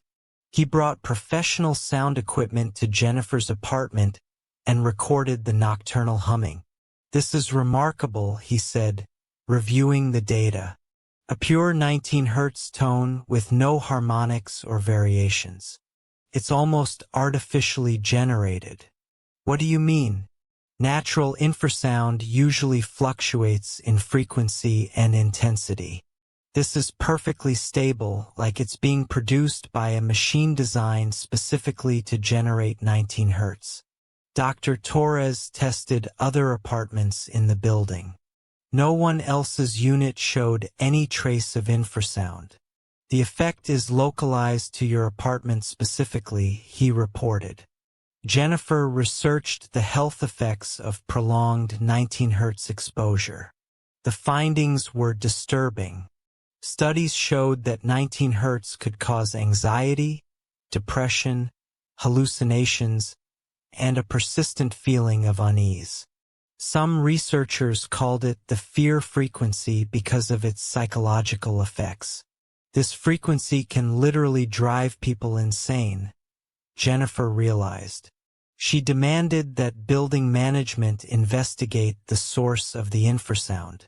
"We've never had complaints about unusual sounds in that apartment," the property manager said. "Are you sure you're not just hearing normal building sounds?" But Dr. Torres's recordings provided proof of the phenomenon. Building engineers examined apartment 4B from floor to ceiling. No mechanical equipment, no unusual electrical installations, no structural abnormalities that could generate infrasound. "According to our analysis, there's no source for this sound," the chief engineer reported. Yet the 19 Hz humming continued every night. Jennifer's health began to deteriorate. She was sleeping poorly, experiencing anxiety attacks, and developing a persistent sense of dread. "I feel like something terrible is about to happen all the time," she told her doctor. Her physician recognized the symptoms of infrasound exposure and recommended that Jennifer find alternative housing immediately. Prolonged exposure to 19 Hz can cause permanent psychological damage, the doctor warned. Jennifer researched the apartment's history. She discovered that apartment 4B had an unusual pattern of short-term tendencies. Most residents moved out within 3 to 6 months, often citing stress, anxiety, or bad feelings about the apartment. One previous tenant had been hospitalized for a nervous breakdown after living in 4B for only 2 months. "This apartment has been slowly driving people crazy for years," Jennifer realized. She found contact information for several former tenants and called them. "I started having panic attacks almost immediately," reported Maria Santos, who'd lived in 4B in 2018. "I thought it was work stress, but the attacks stopped as soon as I moved out. Worst 3 months of my life," said David Kim, a 2019 tenant. "I couldn't sleep, couldn't concentrate. I felt like I was losing my mind. I kept hearing this humming sound," said Linda Martinez, who'd lived there in early 2020. "Management said I was imagining it." Every former tenant described the same symptoms: anxiety, insomnia, persistent dread, and the feeling of being constantly on edge. Jennifer realized she was experiencing a slow-motion psychological assault that had been affecting residents for years. She hired her own acoustic consultant to investigate further. The specialist used advanced equipment to map sound sources throughout the building. The infrasound is definitely originating from within your apartment, the consultant confirmed, but I can't identify the source. Could it be coming from outside the building? Unlikely. The frequency is too consistent and too localized. Jennifer made a disturbing discovery while researching the building's construction history. Riverside Towers had been built in 1987 on the site of a former research facility that had been demolished in 1985. The research facility had belonged to a defense contractor that specialized in acoustic weapons development. They were experimenting with infrasound as a non-lethal weapon, Jennifer learned from declassified government documents. 19 Hz was one of their target frequencies for psychological effects. Jennifer theorized that some piece of equipment or infrastructure from the old research facility had been left behind during demolition, buried beneath what became apartment 4B. There might be an acoustic weapon buried under my floor, she told Dr. Torres. That would explain the artificial precision of the frequency, he agreed. Jennifer demanded that building management excavate beneath apartment 4B to search for buried equipment. That's an expensive and disruptive investigation based on speculation, the property manager replied. Jennifer hired a lawyer and threatened legal action based on the health effects she documented. Facing potential liability, building management agreed to investigate. Ground-penetrating radar revealed an anomaly beneath apartment 4B. A metallic object about the size of a washing machine buried 8 feet below the floor. Excavation uncovered a piece of experimental acoustic equipment dating from the 1980s. The device was still partially functional, generating the 19 Hz frequency that had been tormenting residents for decades. It's been running continuously since 1987, the demolition expert explained, powered by underground electrical lines that were never disconnected. The device was removed and properly disposed of as hazardous military equipment. The humming stopped immediately. Jennifer's anxiety and sleep problems resolved within days of the device's removal. It's like a fog lifted from my brain, she reported. Building management offered to relocate Jennifer to a different apartment and covered her medical expenses related to infrasound exposure. We had no idea there was buried military equipment under the building, the property manager said. Jennifer chose to stay in apartment 4B, which became peaceful and comfortable once the acoustic weapon was removed. It's actually a beautiful apartment when it's not slowly driving you insane, she tells visitors. Jennifer's experience led to new regulations requiring ground surveys before residential construction on former industrial sites. How many other buildings might have dangerous equipment buried beneath them? She wonders. The removed acoustic device is now stored in a military facility, classified as experimental weapons technology. Jennifer sometimes thinks about the dozens of previous tenants who were psychologically tormented by the buried device, unaware that their suffering was caused by a forgotten piece of Cold War technology. I was lucky to figure out what was happening, she says. Most people just thought they were going crazy. Apartment 4B is now a quiet, normal residence, but Jennifer's experience serves as a reminder that the past doesn't always stay buried, and that some mysteries have very real, very dangerous explanations. Because sometimes the monsters under the floor aren't supernatural. They're technological remnants from darker chapters of human history, still humming their sinister songs decades after they were supposed to be forgotten. The door that wasn't there yesterday. Houses don't change overnight. Walls stay where they're built. Rooms maintain their configurations.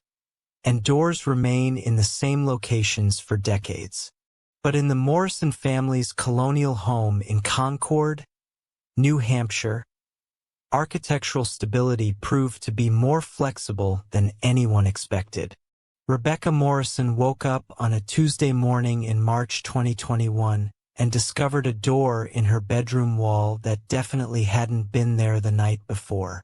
It was an old wooden door, painted white, but showing signs of age and wear. The brass handle was tarnished, and the wood around the frame looked like it had been there for decades.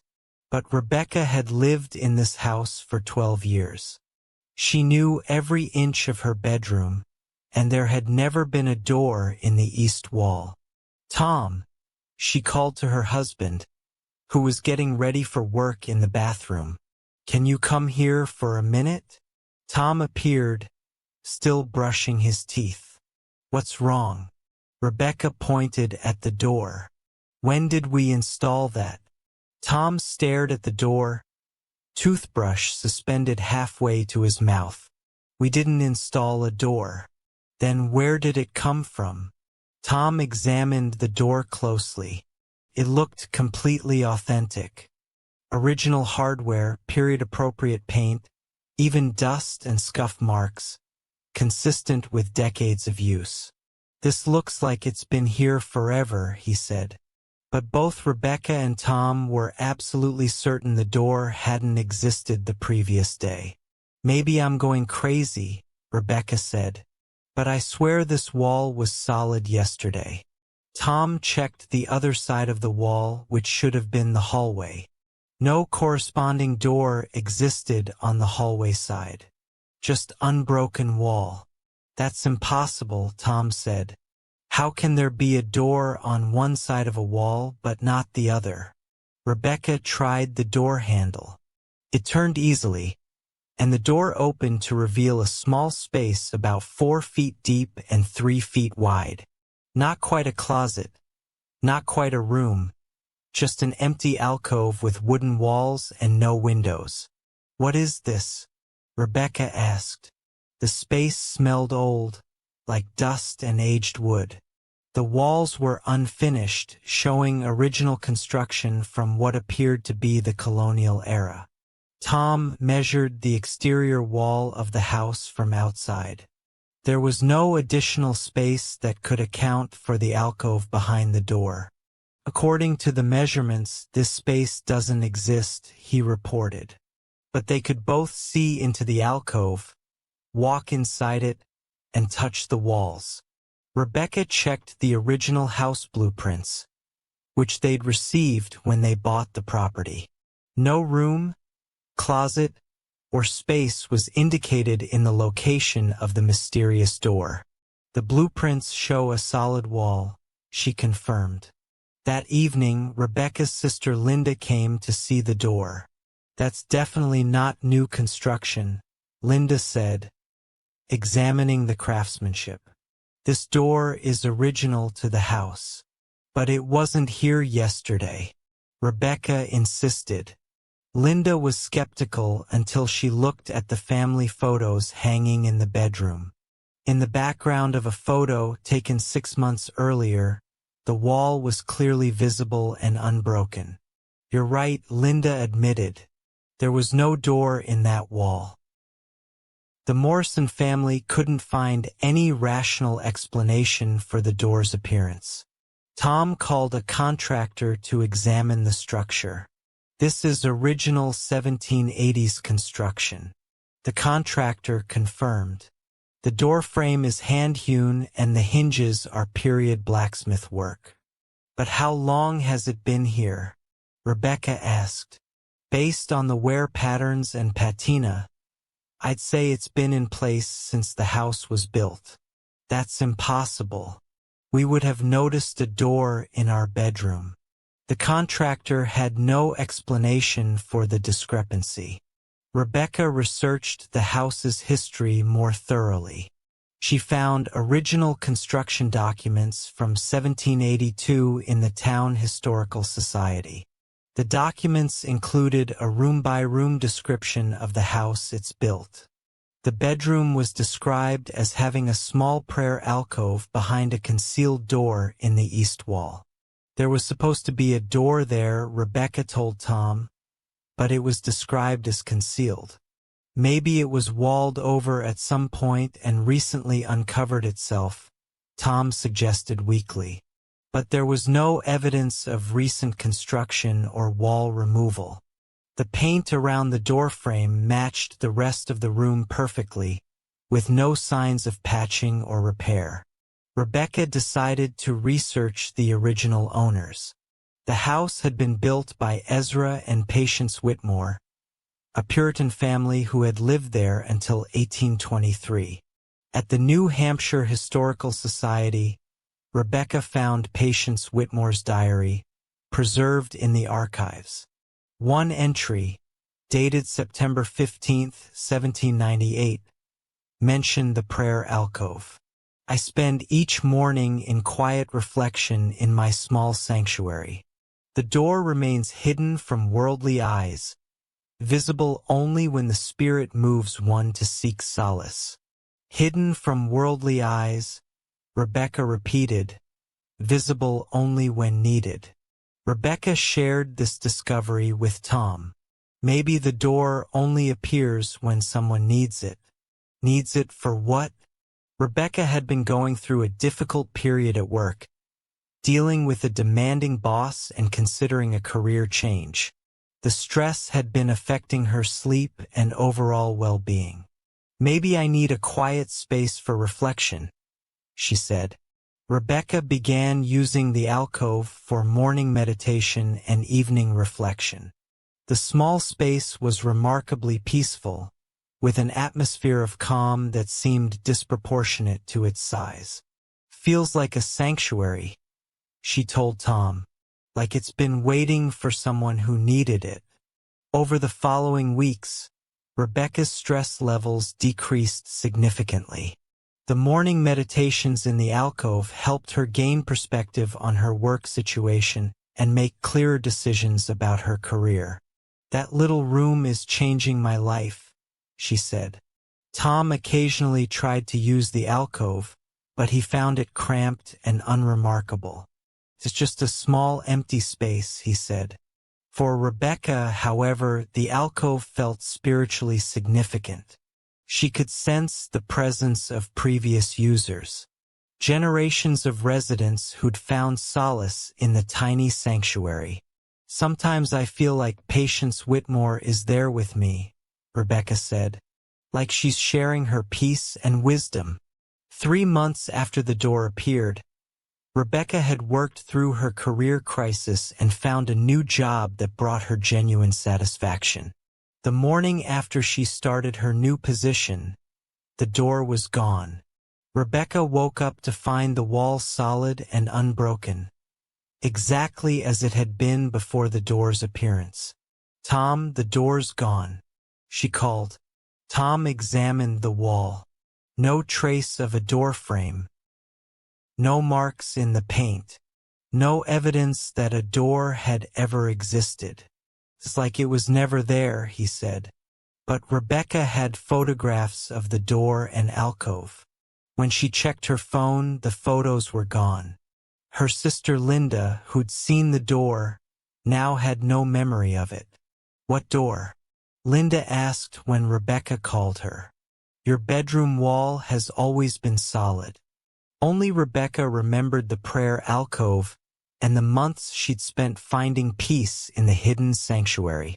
Rebecca researched other colonial houses in the area and found scattered references to spirit doors, architectural features that reportedly appeared when residents needed spiritual guidance. Puritan builders sometimes incorporated mystical elements into their homes, one historian explained. Spaces that existed between the physical and spiritual worlds. Rebecca never saw the door again, but she didn't need to. The alcove had served its purpose, providing her with a sanctuary during a difficult period and disappearing when she no longer needed its comfort. Some doors don't lead to other rooms, Rebecca reflects. they lead to other states of mind. The Morrison house returned to its normal configuration, with no mysterious doors or unexplained spaces. But sometimes when Rebecca is facing a particularly challenging day, she runs her hand along the east wall of her bedroom, hoping to feel the outline of a door frame that might appear when she needs it most. Because some architecture responds not to blueprints and building codes, but to the deeper human need for sanctuary and solace in times of trouble. And maybe the most important doors are the ones that appear, not when we expect them, but when we need them to guide us toward the peace we're seeking. Thank you so much for watching. See y'all in the next one video. If you like my channel, like and subscribe.